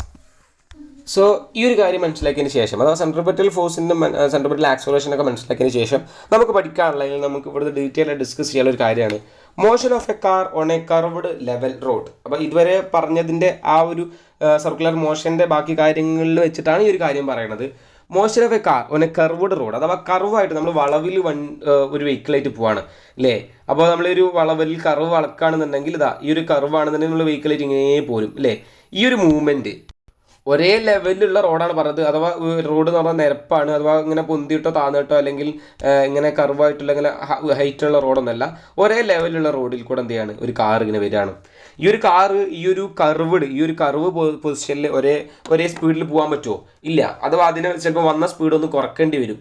വന്ന സ്പീഡിൽ നമ്മളിപ്പോൾ ഈ ഒരു കാറ് ഇതൊരു സ്ട്രൈറ്റ് ആയ റോഡിൽ നിന്ന് വരാമെന്ന് വിചാരിക്കാം.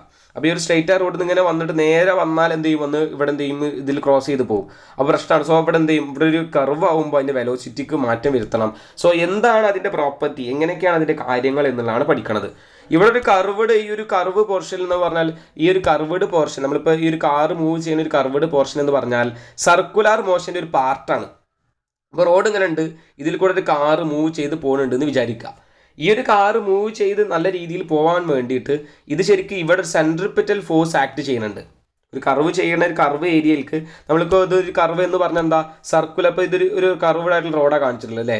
ഇത് നമുക്ക് എന്ത് ചെയ്യാൻ പറ്റും, ഒരു സർക്കിളാക്കി വരക്കാൻ പറ്റും. അപ്പോൾ ഈ ഒരു കർവ് എന്ന് പറഞ്ഞാൽ എന്താണ്, ശരിക്കും ഈ ഒരു കർവ് എന്ന് പറഞ്ഞൊരു സർക്കിളിൻ്റെ പാർട്ടാണ്.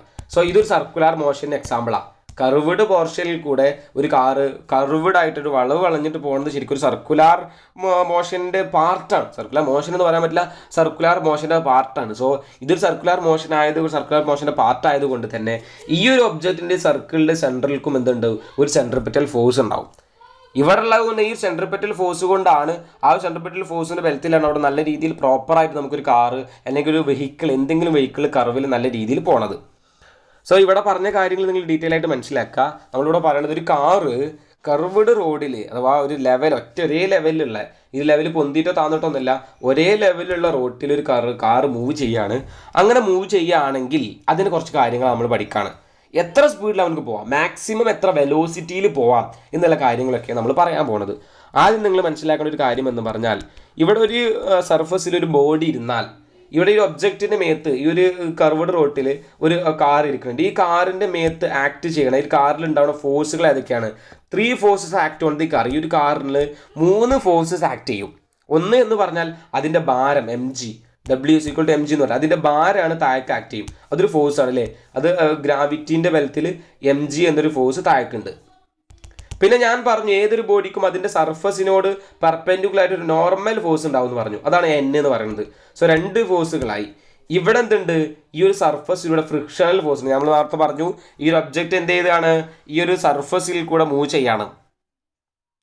സോ ആ ഒരു സർഫസ് ആ ഒരു റോട്ടിൽ ആ ഒരു ഒബ്ജക്റ്റ് ഇരിക്കാമെന്ന് വിചാരിക്കുക, ആ കർവ്ഡ് സ്പേസിൽ ഇരിക്കാമെന്ന് വിചാരിക്കുക.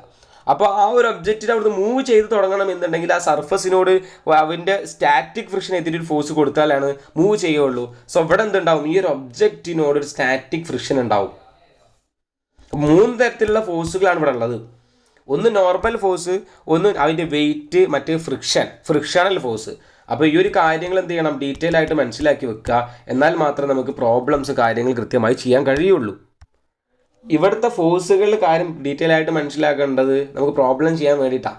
ഇവിടെ ഈ ഒരു ഒബ്ജക്റ്റ്, ഈ ഒരു ഏത് കാർ ആയിക്കോട്ടെ, എന്ത് വെഹിക്കിൾ ആയിക്കോട്ടെ, അതിനടിയിലേക്ക് ഒരു മാസ് ഉണ്ടാവും. അതിൻ്റെ വെയിറ്റ് W=mg.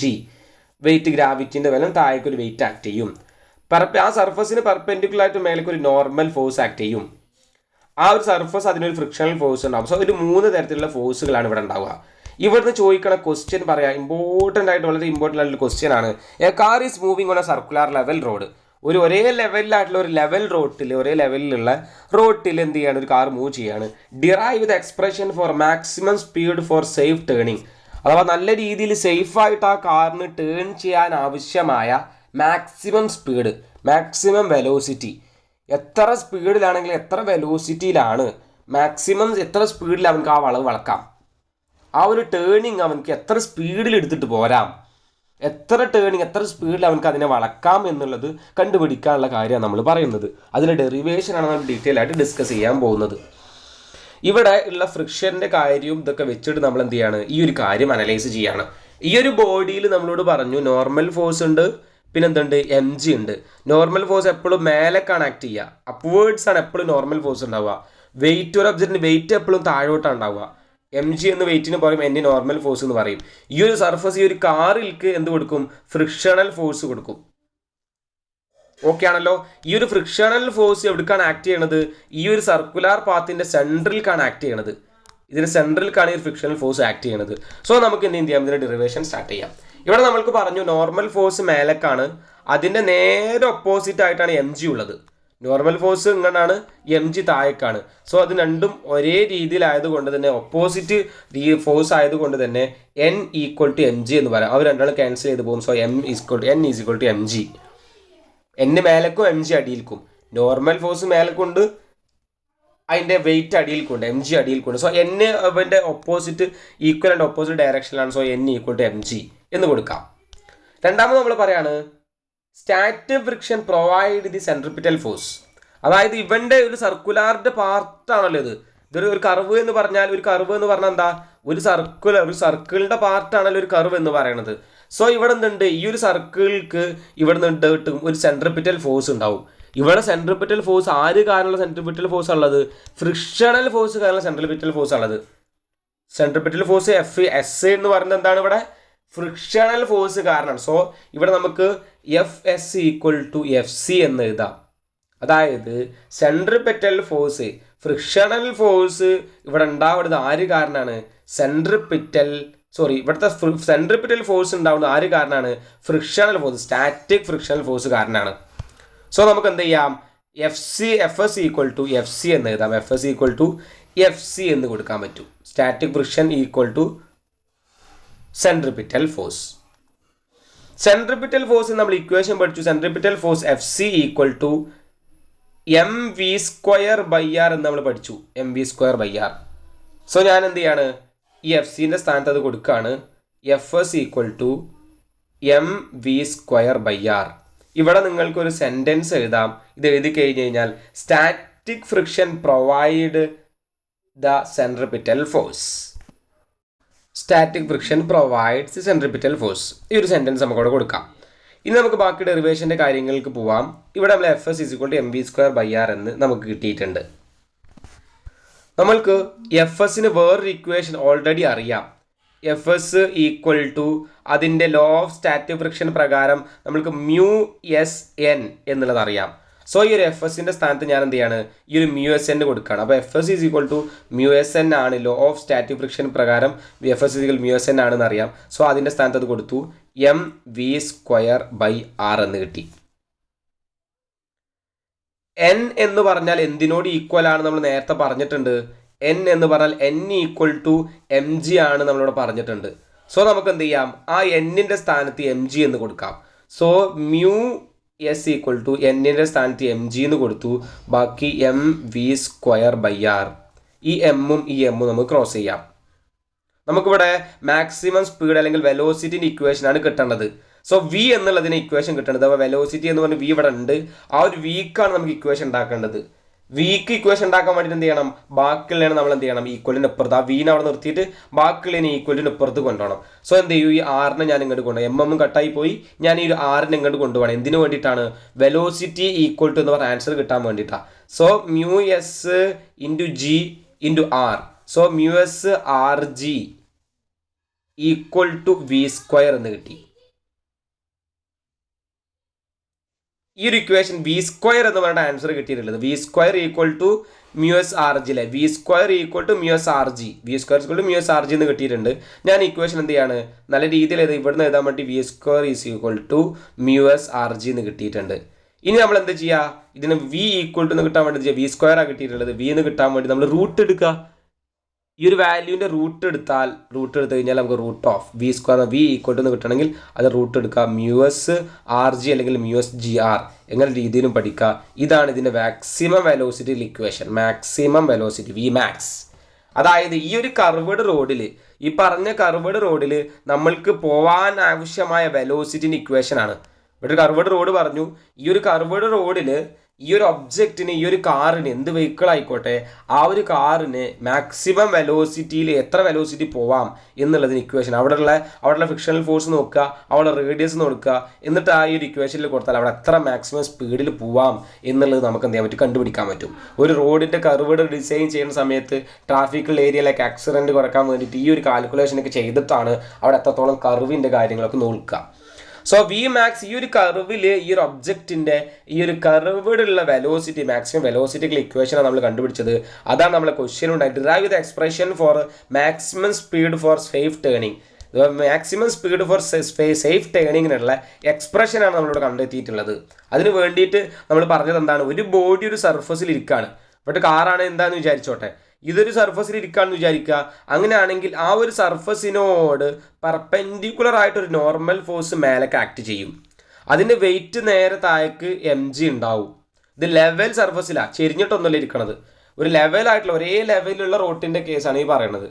ഇവനെന്ത് ചെയ്യും, ഇവനക്കൊരു ഫ്രിക്ഷണൽ ഫോഴ്സ് ഉണ്ടാവും. ഈ ഒരു ഫ്രിക്ഷണൽ ഫോഴ്സ് ആണ് ഇവിടെ സർക്കുലാർ പാത്തിലാണ്, അഥവാ ഒരു കർവ്ഡാണ്. കർവ് എന്ന് പറഞ്ഞാൽ സർക്കിളിൻ്റെ ഒരു പാർട്ടായതുകൊണ്ട് തന്നെ ഇവിടേക്ക് ഉണ്ടാവുന്ന സെൻട്രിപിറ്റൽ ഫോഴ്സ് ആര് കാരണമാണ്, ഫ്രിക്ഷണൽ ഫോഴ്സ് കാരണമാണ്. ഒരു കർവിലും, ഏതൊരു കർവിലും നമ്മൾ റോഡ് വളക്കുമ്പോൾ സ്മൂത്തായിട്ട് വളഞ്ഞു പോകാൻ ആര് കാരണമാണ്, അവിടെ ഉണ്ടാവുന്ന സെൻട്രിപിറ്റൽ ഫോഴ്സ് അവിടെ ആക്ട് ചെയ്യുന്നത് കൊണ്ടാണ് നമുക്ക് വളഞ്ഞു പോകാൻ പറ്റുന്നത്. അവിടെ സെൻട്രിപിറ്റൽ ഫോഴ്സ് ഇല്ല എന്നുണ്ടെങ്കിൽ നമുക്ക് മൂവ് ചെയ്യാൻ ബുദ്ധിമുട്ടായിരിക്കും. ഒരു സർക്കുലർ പാത്തിൽ എന്ത് ഒബ്ജക്റ്റ് മൂവ് ചെയ്യുമ്പോൾ സർക്കുലർ പാത്തിൽ ഒരു സെൻട്രിപിറ്റൽ ഫോഴ്സ് ഉണ്ട് എന്ന് പറഞ്ഞില്ലേ, അതേപോലെ തന്നെ ഇവിടെ ഒരു സെൻട്രിപിറ്റൽ ഫോഴ്സ് ഉണ്ടാവും.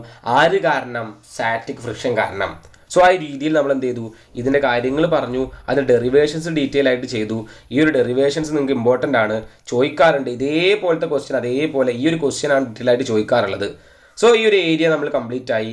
ഈ ഒരു ഏരിയ കഴിഞ്ഞാൽ നമുക്ക് ഡിസ്കസ് ചെയ്യാനുള്ള വേറൊരു കാര്യമാണ്, നമ്മളിപ്പോൾ ലെവൽ റോഡിൻ്റെ കേസാണ് പറഞ്ഞു. അപ്പോൾ ബാങ്ക്ഡ് റോഡാണെങ്കിൽ എങ്ങനെയാണ്, മോഷൻ ഓഫ് എ കാർ ആണ് ബാങ്ക്ഡ് റോഡ്. എന്താണ് ഈ ബാങ്ക്ഡ് റോഡ് എന്ന് ഉദ്ദേശിക്കുന്നത്, raising the outer edge of a curved road above the inner edge is called banking of curved road. അതായത് ബാങ്ക്ഡ് റോഡ് കർവ്ഡ് റോഡിൻ്റെ വ്യത്യാസം പോലെ ലെവൽ റോഡിന് എത്രോരം വ്യത്യാസമുണ്ട് എന്താണെന്നുള്ളത് നമ്മൾ പറയാം. നമ്മൾ ലെവൽ ലോഡ് പറഞ്ഞ സമയത്ത് എന്തായിരുന്നു, ഒരു കാർ എന്ത് ചെയ്യണം, ആ ഒരു ലെവൽ ലോഡിൽ ഇങ്ങോട്ട് മൂവ് ചെയ്ത് വരിക. ഇവിടെ അങ്ങനെയല്ല, ഈ റോഡിനൊരു പ്രത്യേകത ഉണ്ട്. നമുക്ക് ഒരു ഭാഗം അതിൻ്റെ എൻഡ് ഹൈറ്റ് കുറവ്, ഒരു ഭാഗം ഹൈറ്റ് കൂടുതലാണ്. ഇങ്ങനെ ചെരിഞ്ഞിട്ടാണ് റോഡിൻ്റെ ഈ ഒരു ഭാഗം സർഫസിൽ നിന്ന്, മെയിൻ സർഫസിൽ നിന്ന് എന്താണ് റോഡ് ഇത്രയും ഹൈറ്റ് എന്ത് ചെയ്യാണ്, പൊന്തി, ഒരു ഭാഗം എൻഡ് പൊന്തിയിട്ടാണ്. ഇവിടെ ആ ഭാഗം പൊന്താതെയാണ്. നമ്മളിപ്പോൾ ഒരു പല കർവ്ഡ് സ്പേസിൽ നമുക്ക് കാണാറുണ്ട്. ചെരിച്ച് അഥവാ പൊന്തിയിട്ടായിരിക്കും പല ഏരിയ കൊടുത്തിട്ടുണ്ടാവുക. അത് മാക്സിമം സ്പീഡ് അഡ്ജസ്റ്റ് ചെയ്യാൻ വേണ്ടിയിട്ട് അങ്ങനെ ചെയ്യണതാണ്. പല ജംഗ്ഷനുകളിലൊക്കെ അല്ലെങ്കിൽ ആക്സിഡൻ്റൊക്കെ ഏരിയകളിലൊക്കെ നിങ്ങൾ ശ്രദ്ധിച്ചാൽ അറിയാം, അതിൻ്റെ ആ ഒരു കർവിൽ റോഡ് ഒരു സൈഡിൽ പൊന്തിയിട്ട് ഒരു സൈഡിൽ താന്നിട്ടാവും കൊടുത്തിട്ടുണ്ടാവുക. അത് എന്തുകൊണ്ടാണ് എന്ന് ചോദിച്ചാൽ അവിടുത്തെ മാക്സിമം സ്പീഡ് അഡ്ജസ്റ്റ് ചെയ്യാൻ വേണ്ടിയിട്ടാണ്. ഇവിടുത്തെ മാക്സിമം സ്പീഡിൻ്റെ ഇക്വേഷൻ നമുക്ക് കിട്ടണം. ഇവിടുത്തെ മാക്സിമം സ്പീഡിനുള്ള എക്സ്പ്രഷൻ നമുക്ക് കിട്ടാനുണ്ട്. ഇവിടെ നിന്ന് ചോദിക്കുന്ന ക്വസ്റ്റ്യൻ ആണ്, derive an expression for the maximum speed for safe turning on A banked road. Banked road എന്ന് പറഞ്ഞാൽ ഇവിടെ കാറ് കൊടുത്തിട്ടുണ്ട്. ഇതാണ് നമ്മൾ ലെവൽ റോഡ് ഉണ്ടായിരുന്നത്. ആ ലെവൽ റോഡിൽ നിന്ന് ഒരു പ്രത്യേക ആംഗിൾ ഉയരത്തിൽ, തീറ്റ എന്ന് പറഞ്ഞൊരു പ്രത്യേക ആംഗിൾ ഉയരത്തിലാണ് ആ റോഡ് ഉണ്ടാക്കിയിട്ടുള്ളത്. ആ ഒരു റൂട്ടിലൂടെ ഒരു കാറ് വരികയാണ്. ആ ഒരു കാർ വരുന്ന സമയത്ത് എത്ര മാക്സിമം സ്പീഡിൽ അതിന് പോവാം, ഏതൊരു വെഹിക്കിൾ വരികയാണ്, അപ്പോൾ എത്ര സ്പീഡിൽ അതിന് പോവാം, ഏതൊക്കെ രീതിയിലുള്ള ഫോഴ്സാണ് അവിടെ ആക്ട് ചെയ്യണത് എന്നുള്ള ഡീറ്റെയിൽ ആയിട്ട് മനസ്സിലാക്കണം. എന്നിട്ടാണ് നമുക്ക് പ്രോബ്ലം ചെയ്യാൻ പറ്റുള്ളൂ. ഒരു ബാങ്ക്ഡ് റോഡിൽ ഒരു ഒബ്ജക്റ്റ് ഇരുന്നാൽ അവിടെ എന്തൊക്കെ ഫോഴ്സ് ആക്ട് ചെയ്യുക എന്നുള്ള ഡീറ്റെയിൽ ആയിട്ട് പറയാം. ഈ ഒരു ചിത്രം നോക്കുന്ന സമയത്ത് നമുക്ക് ഡീറ്റെയിൽ ആയിട്ട് മനസ്സിലായിക്കൊള്ളുന്നില്ല. സോ അതിന് സിമ്പിളായിട്ടുള്ള കാര്യം പറയാം, ഡീറ്റെയിൽ ആയി ശ്രദ്ധിക്കുക. വളരെ ഇമ്പോർട്ടൻ്റ് ആണ് ഈ ഒരു ഡെറിവേഷൻ എന്ന് പറയുന്നത്. നമ്മൾക്കൊരു സർഫസ് ഉണ്ട്. ആ സർഫസിൽ നിന്ന് ഒരു പ്രത്യേക അളവ് തീറ്റ പൊന്തിയിട്ടാണ് എന്തുണ്ടത് ആ ഒരു കാർ അല്ലെങ്കിൽ ഒരു ഒബ്ജക്റ്റ് ഇരിക്കുന്നത്. ഈ ഒരു ആംഗിൾ തീറ്റ എന്ന് വിചാരിക്കുക. ഇതിൽ ഒരു ഒബ്ജക്റ്റ് എന്ത് ചെയ്യുന്നുണ്ട്, ഒരു ഒബ്ജക്റ്റ് ഇരിക്കുന്നുണ്ട്. ഈ ഒബ്ജക്റ്റിൻ്റെ മേൽ ആദ്യം ഉണ്ടാവുന്ന ഫോഴ്സ് എന്ന് പറയുന്നത് ഇവൻ്റെ വെയിറ്റ് ആണ്. വെയിറ്റ് ഇവനെ നേരെ താഴേക്കുണ്ടാവും, mg. അവൻ സെൻട്രലിൽ നിന്ന് ഒരു വെയിറ്റ് mg ഉണ്ടാവും. ഇവനക്കൊരു നോർമൽ ഫോഴ്സ് ഉണ്ടാവും. എങ്ങനെ നോർമൽ ഫോഴ്സ്? ഇവൻ ഇരിക്കുന്ന സർഫസിനോട് പെർപെൻഡിക്കുലർ ആയിട്ട്, നമ്മൾ ഇങ്ങനെയല്ല ഫോഴ്സ് ഉണ്ടാവുക, ഇവൻ ഇരിക്കണ ഈ സർഫസിനോട് പെർപെൻഡിക്കുലർ ആയിട്ട് നോർമൽ ഫോഴ്സ്, മേലേക്ക് നോർമൽ ഫോഴ്സ് ഉണ്ടാവും. എപ്പോഴും നോർമൽ ഫോഴ്സ് ഒരു ഒബ്ജക്റ്റ് ഇരിക്കുന്ന സർഫസിനോട് പെർപെൻഡിക്കുലർ ആയിട്ടാവും. സോ നോർമൽ ഫോഴ്സ് എന്ന് പറഞ്ഞാൽ ആ ഒരു ഒബ്ജക്റ്റിനോട് സർഫസിനോട് പെർപെൻഡിക്കുലർ ആയിട്ട്, അഥവാ പെർപെൻഡിക്കുലർ 90 ഡിഗ്രി അല്ലേ, ഒരു ഫോഴ്സ് ഇവനോട് 90 ഡിഗ്രിയിൽ ഉണ്ടാക്കുന്നത്. സോ നോർമൽ പെർപെൻഡിക്കുലർ ആയിട്ട് ഒരു ഫോഴ്സ് ഉണ്ടാവും. മൂന്നാമതൊരു ഫോഴ്സും കൂടി ഉണ്ടാവുക, അത് കഴിഞ്ഞാൽ ഫ്രിക്ഷണൽ ഫോഴ്സ്. ഞാൻ നേരത്തെ പറഞ്ഞതാണ് ഏതൊക്കെ 3 ഫോഴ്സാണ് ഒരു ഒബ്ജക്റ്റ് ഉണ്ടാവുക. അപ്പോൾ ഫ്രിക്ഷണൽ ഫോഴ്സ് എപ്പോഴും ഒരു ഒബ്ജക്റ്റ് നമ്മൾ അവിടെ ഇരിക്കണ കണ്ടീഷനിലാണ് പറയുന്നത്. മൂവ് ചെയ്തുകൊണ്ടേ ഇരിക്കുന്ന സമയത്ത് അതിൻ്റെ മൂവ് നമുക്ക് കാൽക്കുലേറ്റ് ചെയ്യാൻ പറ്റില്ല. എന്തുകൊണ്ടാണ് കാൽക്കുലേറ്റ് ചെയ്യാൻ പറ്റുക? അതിന് സ്റ്റാറ്റിക് ഫ്രിക്ഷൻ വെച്ച് കാൽക്കുലേറ്റ് ചെയ്യാൻ പറ്റും. കൈനറ്റിക് ഫ്രിക്ഷൻ ഓടിക്കൊണ്ടിരിക്കില്ല, നമുക്ക് കണ്ടുപിടിക്കാൻ പറ്റുമോ? ഇല്ല. സ്റ്റാറ്റിക് ഫ്രിക്ഷൻ്റെ കേസ് നമ്മൾ പറഞ്ഞിട്ടാണ് കൈനറ്റിക് ഫ്രിക്ഷൻ എന്നുള്ള കേസ് പറയുള്ളൂ. അപ്പോൾ നമ്മൾ സ്റ്റാറ്റിക് ഫ്രിക്ഷൻ വെച്ചാണ് റിവേഷൻ ചെയ്യാനുള്ളത്. എന്തുകൊണ്ട് സ്റ്റാറ്റിക് ഫ്രിക്ഷൻ കൊടുക്കണമെന്ന് ചോദിച്ചാൽ നമ്മൾ ആ ഒരു ഒബ്ജക്റ്റ് അവിടെ നിൽക്കുന്ന സമയത്തുള്ള കാര്യത്തെക്കുറിച്ചാണ് പറയാം. മൂവ് ചെയ്തുകൊണ്ടേ ഇരിക്കുന്ന സമയത്ത് നമുക്ക് ഒരു കാൽക്കുലേഷൻ പറ്റുമോ? ഇല്ല. അപ്പോൾ സ്റ്റാറ്റിക് ഫ്രിക്ഷൻ, ആ ഒരു ഒബ്ജക്റ്റിന് അവിടെ ഒരു സ്റ്റാറ്റിക് ഫ്രിക്ഷൻ ഉണ്ടാവും. ആ ഒരു സർഫസ് കൊടുക്കണം, ആ ഒരു സ്റ്റാറ്റിക് ഫ്രിക്ഷൻ. ഇങ്ങനെ ഒരു 3 ഫോഴ്സാണ് ഈ ഒരു ഒബ്ജക്റ്റ് ഉണ്ടാവുക. ഒരു ഒബ്ജക്റ്റിൻ്റെ മേത്ത് ഉണ്ടാവുന്ന 3 ഫോഴ്സസ്. ഒരു ബാങ്ക്ഡ് റോഡിലാണെങ്കിലും സാധാ ലെവൽ റോഡിലാണെങ്കിലും ഇവിടെ ഒരു ഒബ്ജക്റ്റിന് എന്ത് ചെയ്യണം, 3 ഫോഴ്സ് ഉണ്ടാവും. ഒന്ന് നോർമൽ ഫോഴ്സ്, ഒന്ന് അതിൻ്റെ വെയിറ്റ്, ഒന്ന് എന്ത് ചെയ്യും, ഫ്രിക്ഷണൽ ഫോഴ്സ്. ഇവിടെ അതേപോലെ തന്നെ ഉള്ളത് നോർമൽ ഫോഴ്സ് ഉണ്ട്, അടിക്ക് അതിൻ്റെ വെയിറ്റും ഉണ്ട്, എൻ്റെ ലെഫ്റ്റിലേക്ക് അഥവാ അതിൻ്റെ സെൻട്രലിലേക്ക്, അഥവാ ഈ ഒരു കർവ്ഡ് ആയതുകൊണ്ട് തന്നെ ഇതിൻ്റെ സെൻട്രലിലേക്ക് എന്തുണ്ട്, ഒരു ഫ്രിക്ഷണൽ ഫോഴ്സും ഉണ്ട്. സോ ഈ ഒരു രീതിയിൽ നിങ്ങൾ കാര്യം മനസ്സിലാക്കുക.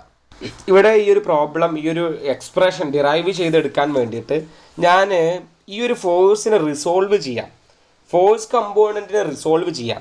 എങ്ങനെയാണ് ഫോഴ്സ് കമ്പോണൻറ്റ് റീസോൾവ് ചെയ്യുക അല്ലെങ്കിൽ റിസോൾവ് ചെയ്യുക എന്നുള്ളതൊക്കെ റിസൾട്ടൻ്റ് ഫോഴ്സിൻ്റെ കേസിൽ നമ്മൾ മുമ്പത്തെ പാഠങ്ങളിൽ പഠിച്ചിട്ടുള്ളതാണ്. പക്ഷേ ഞാൻ ഡീറ്റെയിൽ ആയിട്ട് ആ കാര്യങ്ങൾ പറയുകയാണ്. ഞാൻ ഈ ഒരു നോർമൽ ഫോഴ്സിൻ്റെ ഈ ഫോഴ്സ് കമ്പോണൻറ്റിനെ റിസോൾവ് ചെയ്യുകയാണെങ്കിൽ എങ്ങനെയൊക്കെ ഈ ഒരു കമ്പോണൻറ്റ് റിസോൾവ് ചെയ്യാൻ പറ്റും? എനിക്കൊരു കമ്പോണൻറ്റിനെ ഈ ഒരു രീതിയിൽ ഇങ്ങോട്ട് റിസോൾവ് ചെയ്യാം. രണ്ടാമത് എന്ത് ചെയ്യാം, ഈ ഒരു കമ്പോണൻറ്റ് ഇങ്ങോട്ട് റിസോൾവ് ചെയ്യാം. ഏതൊക്കെ രീതിയിലാണ് റിസോൾവ് ചെയ്യാന്ന് മനസ്സിലാക്കുക. നമുക്ക് എന്ത് ചെയ്യാം, ഈ ഒരു ഫോഴ്സ് കമ്പോണൻറ്റിനെ റീസോൾവ് ചെയ്യാൻ നിങ്ങൾ കേട്ടിട്ടുണ്ടാവും. നമ്മൾക്ക് ഒരു ഈ ഒരു രീതിയിലൊരു ഫോഴ്സ് ഉണ്ട് എന്നുണ്ടെങ്കിൽ ഇതിന് നമുക്ക് എന്ത് ചെയ്യാം, ഇങ്ങനെ 2 ഫോഴ്സുകളായിട്ട് റീസോൾവ് ചെയ്യാം എന്ന് പഠിച്ചിട്ടുണ്ട്. അല്ലെങ്കിൽ നിങ്ങൾ പഠിച്ച വേറൊരു കാര്യമായിരിക്കും, ഇങ്ങനെ 2 ഫോഴ്സസ് ഉണ്ടെങ്കിൽ ഈ 2 ഫോഴ്സസിന് നമ്മൾ റിസൾട്ടൻ്റ് ഫോഴ്സായിട്ട് ഇങ്ങനെ ഇത് രണ്ടും കൂടെ ആഡ് ചെയ്താൽ ഇത് കിട്ടുക എന്നുള്ള രീതിയിൽ റിസൾട്ടൻ്റ് ഫോഴ്സ് പഠിച്ചിട്ടുണ്ടാവും. അപ്പോൾ അതിന് ഓപ്പോസിറ്റാണ് പറയണത്. ഈ 2 ഫോഴ്സുകൾ കൂട്ടിക്കഴിഞ്ഞാൽ നടുവിൽ കൂടെ ഒരു ഫോഴ്സ് കിട്ടും. 2 ഫോഴ്സ് കൂടി നടുവിൽ കൂടെ ഇങ്ങനെ ഫോഴ്സ് കിട്ടും. ഈ 2 ഫോഴ്സ് ഇവിടെ എ ബി ആണെങ്കിൽ ഇതിന് നടുവിൽ എ പ്ലസ് ബി എന്ന് പറഞ്ഞാൽ ഈ നടുവിലൊരു ഫോഴ്സ് വരും എന്ന് നമ്മൾ പഠിച്ചിട്ടുണ്ട്. അതിൻ്റെ നേരെ വിപരീതമാണ് റീസോൾവ് ചെയ്യുന്ന കേസ് പറയുന്നത്. അതായത് നമ്മൾക്ക് ഇങ്ങനെ ഒരു ഫോഴ്സ് ഉണ്ട്, അങ്ങനെ ഒരു ഫോഴ്സ് ഉണ്ടെങ്കിൽ നമ്മൾക്ക് എന്ത് ചെയ്യാം, ഇതിനെ ഇങ്ങനെയും റീസോൾവ് ചെയ്തൂടെ.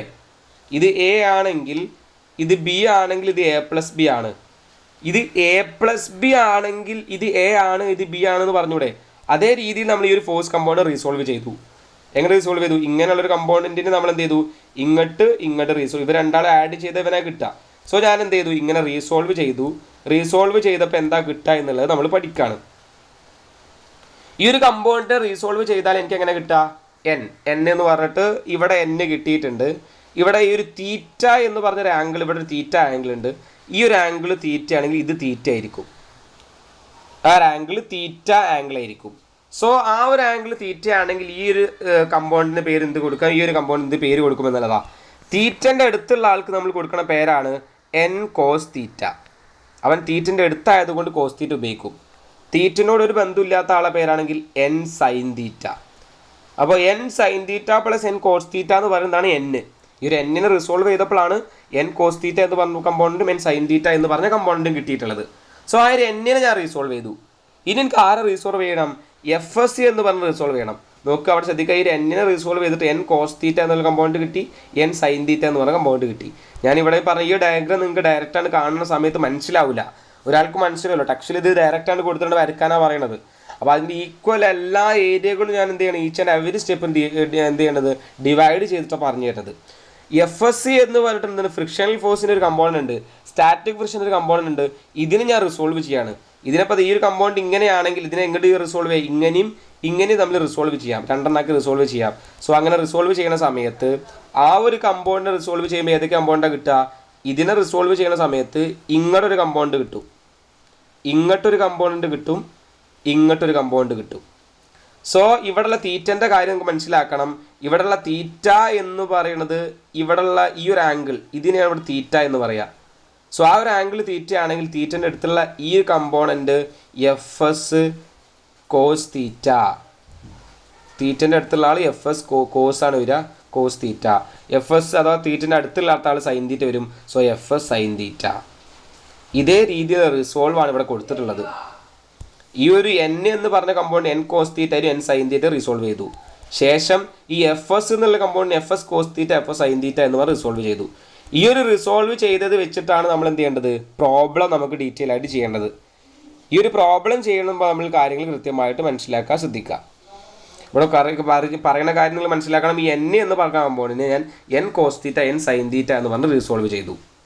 ഇവിടെ എഫ് എസ് എന്ന് പറഞ്ഞ കമ്പൗണ്ട് ഞാൻ F S cos theta F S sine theta വെച്ച് റിസോൾവ് ചെയ്തു. ആംഗിൾ നിങ്ങൾ ആ രീതിയിൽ പഠിക്കുക. ആംഗിളൊക്കെ ബേസിക്കൽ നമ്മൾ 8ാം ക്ലാസ്സിൽ തീറ്റൻ്റെ കാര്യങ്ങളൊക്കെ എവിടെ തീറ്റ വന്നാൽ ഏതൊക്കെ തീറ്റ ഈക്വൽ ആവുക എന്നുള്ളതൊക്കെ പഠിച്ചതാണ്. സോ ഈ രീതിയിൽ ഡെറിവേഷന് വേണ്ടി നിങ്ങൾ ഇങ്ങനെ മനസ്സിലാക്കി വെക്കുക. ഡീറ്റെയിൽ പഠനങ്ങൾക്ക് നമുക്ക് ആവശ്യമാകുമ്പോൾ നമ്മൾ പഠിക്കും. ഇവിടെ നീ ഒരു ഭാഗത്ത് നിന്ന് ചോദിക്കുന്ന ക്വസ്റ്റ്യൻ എന്ന് പറഞ്ഞാൽ derive the expression for maximum speed. അതായത് ഈ ഒരു കർവ് വളക്കുന്ന സമയത്ത് ഇവിടെ മാക്സിമം സ്പീഡ് എത്രയാണ് നമുക്ക് കണ്ടുപിടിക്കണം. അതിനുള്ള കാര്യങ്ങളാണ് ഞാൻ പറയാൻ പോകുന്നത്.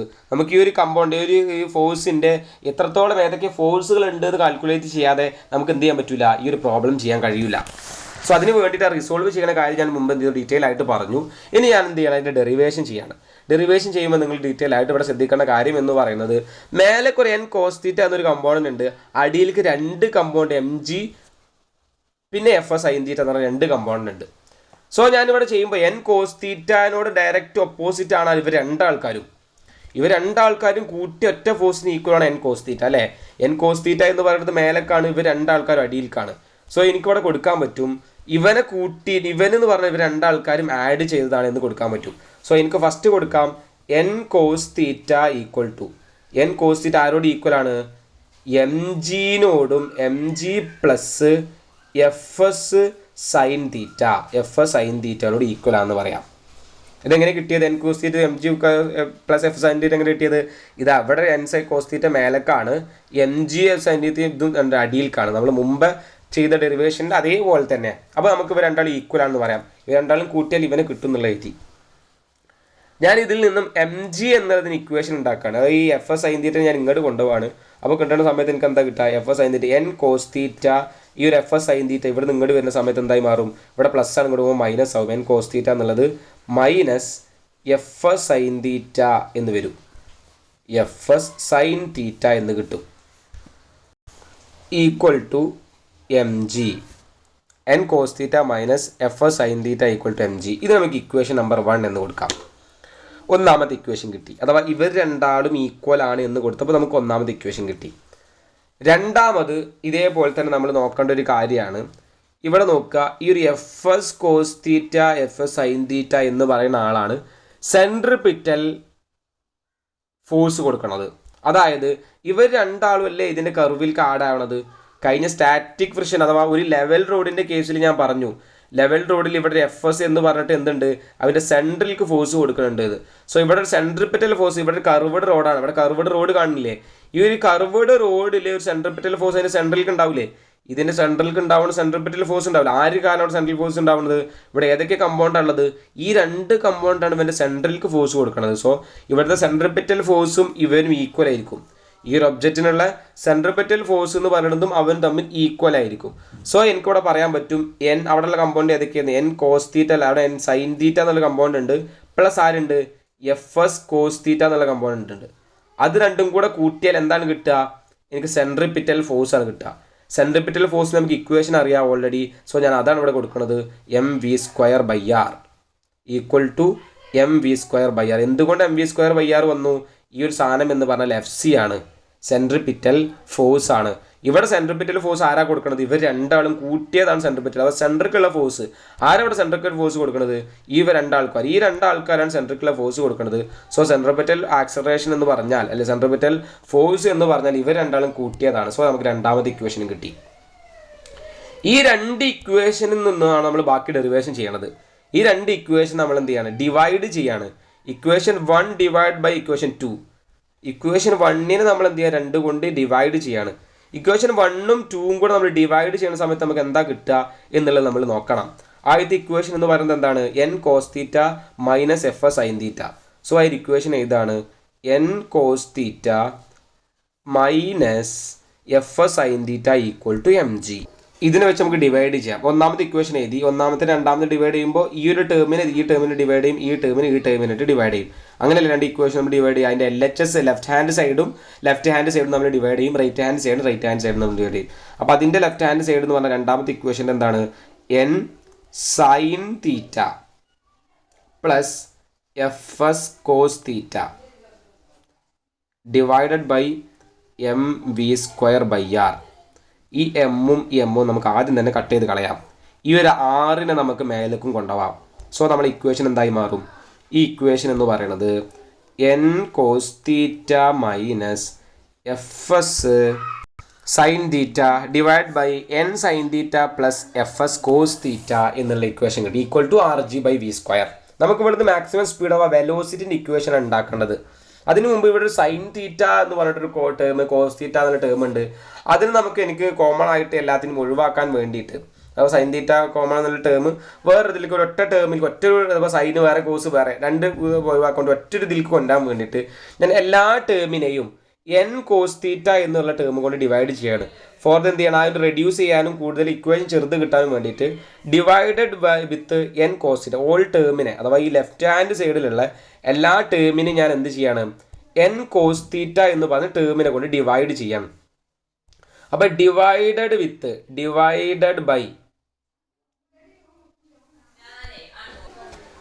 By N cos theta, divide by N cos theta. നമ്മൾ എന്ത് ചെയ്യാണ്, എൻ കോസ് തീറ്റനെ കൊണ്ട് എല്ലാ ടേമിനും, അഥവാ ഈ എൽ എച്ച് എസിലെ എല്ലാ ടേമിനും ഡിവൈഡ് ചെയ്യാണ്. ഡിവൈഡ് ചെയ്ത് എന്താ വരിക, N cos theta divided by N cos theta minus F S sine theta divide by N cos theta all divided by, അടുത്ത ടേം ആരാണ്, N sine theta divided by N sine theta divide by N cos theta plus F S cos theta divided by N cos theta equal to, അവിടെ തന്നെ പോയിട്ട് നിങ്ങൾ എന്ത് ചെയ്യരുത്, divide ചെയ്യരുത്, R G divide by V square അല്ലെങ്കിൽ G R divide by V square. ഏത് രീതിയിൽ നമുക്ക് എന്ത് ചെയ്യാൻ പറ്റും, എഴുതാം.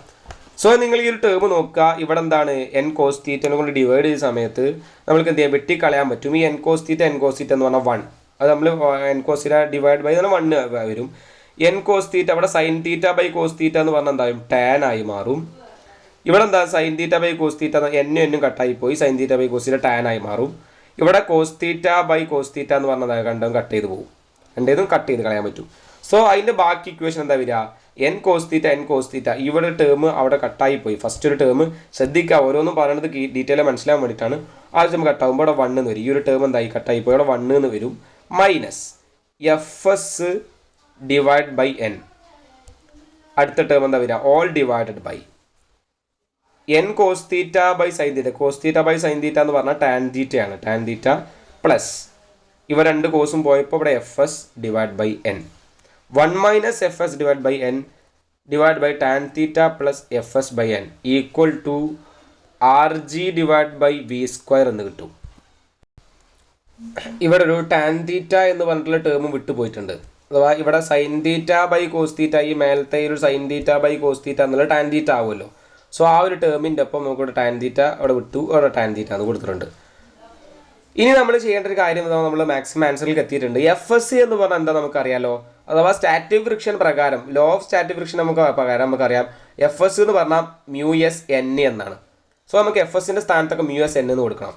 അപ്പോൾ 1 മൈനസ് എഫ് എസ് എന്നുള്ളടത്ത് നമ്മൾ എന്ത് ചെയ്തു, മ്യൂ എസ് എൻ എന്ന് കൊടുക്കുകയാണ്. Mu S N divide by N ഉണ്ട് tan theta all divided by tan theta plus ആ എഫ് എസിൻ്റെ അവിടെ മ്യൂ എസ് എൻ എന്ന് കൊടുത്തു, ഈ ഒരു എഫ് എസിൻ്റെ അവിടെ മ്യൂ എസ് എൻ എന്ന് കൊടുത്തു. അപ്പോൾ എന്തായി, mu S N divide by R G by V square. ഈ ഒരു എന്നും കട്ട് ചെയ്യാം, ഈ ഒരു എന്നും കട്ട് ചെയ്യാം. ശേഷം നമ്മൾക്ക് ഇക്വേഷൻ മാറ്റി എഴുതാം. ഈ ഇക്വേഷൻ മാറ്റിയ സമയത്ത് 1 minus mu S tan theta divide by tan theta plus mu S എന്ന് കിട്ടിയിട്ടുണ്ട്, equal to R G by V square. നമുക്ക് വി അഥവാ അവിടുത്തെ വെലോസിറ്റി സ്പീഡിനുള്ള ഇക്വേഷനാണ് കിട്ടേണ്ടത്. അപ്പോൾ വി സ്ക്വയർ എന്നുള്ള ടേം മേലെ വരും, വി സ്ക്വയർ ഈക്വൽ ടു എന്ന ആൻസർ കിട്ടണ്ടേ. സോ നമ്മൾ എന്ത് ചെയ്യണം, ഞാൻ ഇതിനെ അപ്പുറത്ത് തല തിരിച്ചിടുകയാണ്. സോ അവിടെ ആ ഒരു ഭാഗം തല തിരിച്ചിട്ടാൽ ഈ ഒരു ഭാഗം തല തിരിച്ചിടണം. വി സ്ക്വയർ എന്ന് പറഞ്ഞിട്ട് ആൻസർ കിട്ടേണ്ടത്. അതിന് വേണ്ടിയിട്ട് എന്താണ്, V square equal to answer വരണ്ടേ. ഇവിടെ വി സ്ക്വയർ അടിയിലാണുള്ളത്. ഇപ്പോൾ അടിയിലൊന്നും കൊടുത്താൽ നമുക്ക് ഈ വി സ്ക്വയർ ഈക്വൽ ടു എഴുതാൻ പറ്റില്ല. സോ ഈ ഒരു ടേമിന് ഞാൻ അങ്ങോട്ട് മേലെ കൊടുക്കുക, ഇതിന് അടിയിൽ കൊണ്ടാണ്. അപ്പോൾ ഇതിനെ മേലേക്കും ഇതിന് അടിയിലേക്കും കൊണ്ടണം. നമ്മൾ ഒരു സൈഡ് റൈറ്റ് ഹാൻഡ് സൈഡ് തല തിരിച്ചിട്ടാൽ ഇവിടുത്തെ സൈഡ് എന്ത് ചെയ്യണം, തല തിരിച്ചിട്ടിടണം. സോ ഞാൻ എന്ത് ചെയ്യാണ്, ആ ഒരു ഭാഗത്തെ മാറ്റി എഴുതുകയാണ്. അപ്പോൾ ഈ ഭാഗം തിരിയും. ഇവിടെ എന്ത് വരും, tan theta plus mu S മേലെ വരും, അടിയിൽ 1 minus mu S tan theta വരും. എന്തുകൊണ്ടാണ്, നമുക്കിവിടെ V square by R G എന്ന് എഴുതണം. So V square by R G എന്ന് എഴുതി. ഇപ്പോൾ വി സ്ക്വയർ മേലെ വന്നു. ഇനി എന്ത് ചെയ്താൽ മതി, ആർ ജിന് ഇങ്ങോട്ട് കൊണ്ടുപോകാം. അപ്പോൾ ഇക്വേഷൻ എന്തായി മാറും, വി സ്ക്വയർ എന്ന് പറഞ്ഞിട്ട് ആൻസർ കിട്ടേണ്ടത്. അപ്പോൾ ആർ ജി എന്ന് പറഞ്ഞിട്ട് ആൻസർ കിട്ടും. ഇവിടെ tan theta plus mu S ഇവിടെ ഉണ്ട്, divide by 1 mu S tan theta into ഒരു ആർ ജി വരും, ഇൻറ്റു ആർ ജി. ഈ ആർ ജിയിൽ വന്നു ഈക്വൽ ടു വി സ്ക്വയർ. അപ്പോൾ നമുക്ക് വി സ്ക്വയർ എന്ന് പറഞ്ഞിട്ട് ആൻസർ കിട്ടി. വി സ്ക്വയർ എന്നുകൊണ്ട് എന്താണ് ആൻസർ കിട്ടിയത്, V square equal to R G into tan theta plus mu S divided by 1 minus mu S tan theta. ഈ മ്യൂവിനെ ശരിക്കും നമ്മൾ ഈ ഒരു രീതിയിൽ ഇങ്ങനെയാണ് എഴുതേണ്ടത്. ചിലർ പല ബുക്കിലും നമ്മൾ ഇങ്ങനെയും കാണാറുണ്ട്. നിങ്ങൾ കോമൺ ആയിട്ട് നമ്മൾ ടെക്സ്റ്റ് ബുക്കിൽ കൊടുത്തിട്ടുള്ളത് ഈ ഒരു രീതിയിലാണ്, എം ഇട്ടിട്ട് ഈ ഒരു കാലാണ് വലുതാക്കേണ്ടത് ലെഫ്റ്റ് സൈഡിലുള്ള.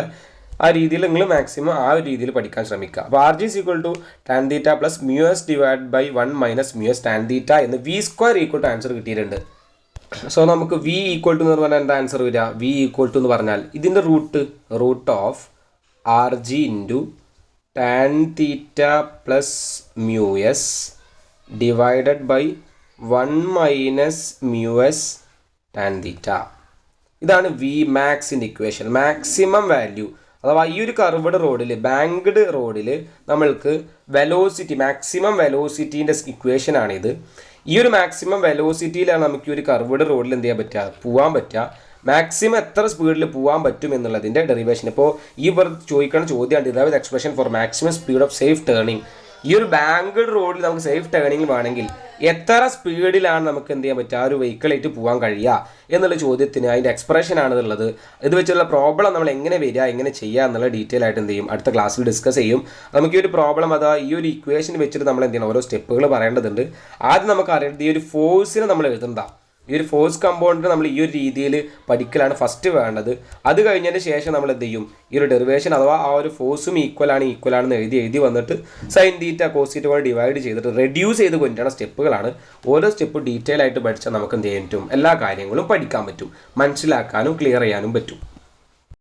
ഇന്ന് നമ്മൾ പഠിക്കേണ്ട കേസ് എന്ന് പറഞ്ഞാൽ ഈ ഒരു ബാങ്ക്ഡ്, ഈ ഒരു കർവ്ഡ് റോഡിലുള്ള ഒപ്റ്റിമം സ്പീഡ് എന്ന് പറഞ്ഞാൽ എന്താണ്, ഒപ്റ്റിമം സ്പീഡ്.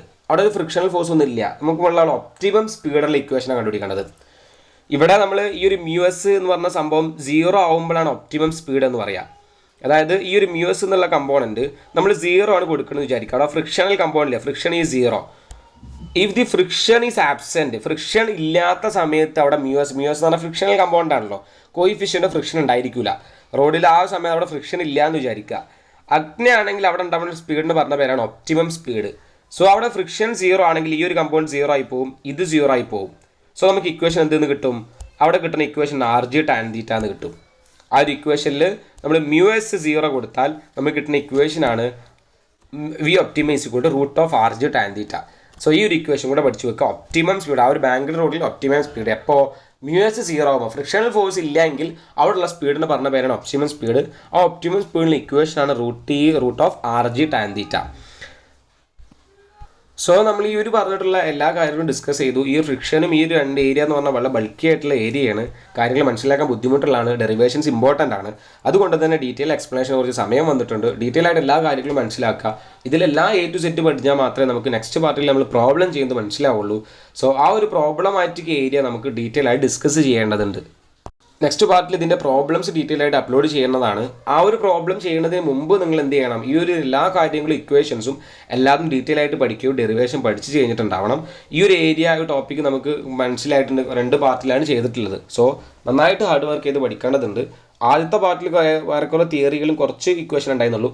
ഇത് മൊത്തം എന്തായിരുന്നു ഇക്വേഷൻ ബേസിലേക്കാണ് കാര്യങ്ങൾ വന്നത്. പ്രോബ്ലം പ്രതീക്ഷിക്കേണ്ട ഒരു പാഠമായതുകൊണ്ട് തന്നെ നന്നായിട്ട് പഠിക്കുക. നെക്സ്റ്റ് പാർട്ടിൽ എന്ത് ചെയ്യാം? വീണ്ടും കാണാം. ബൈ.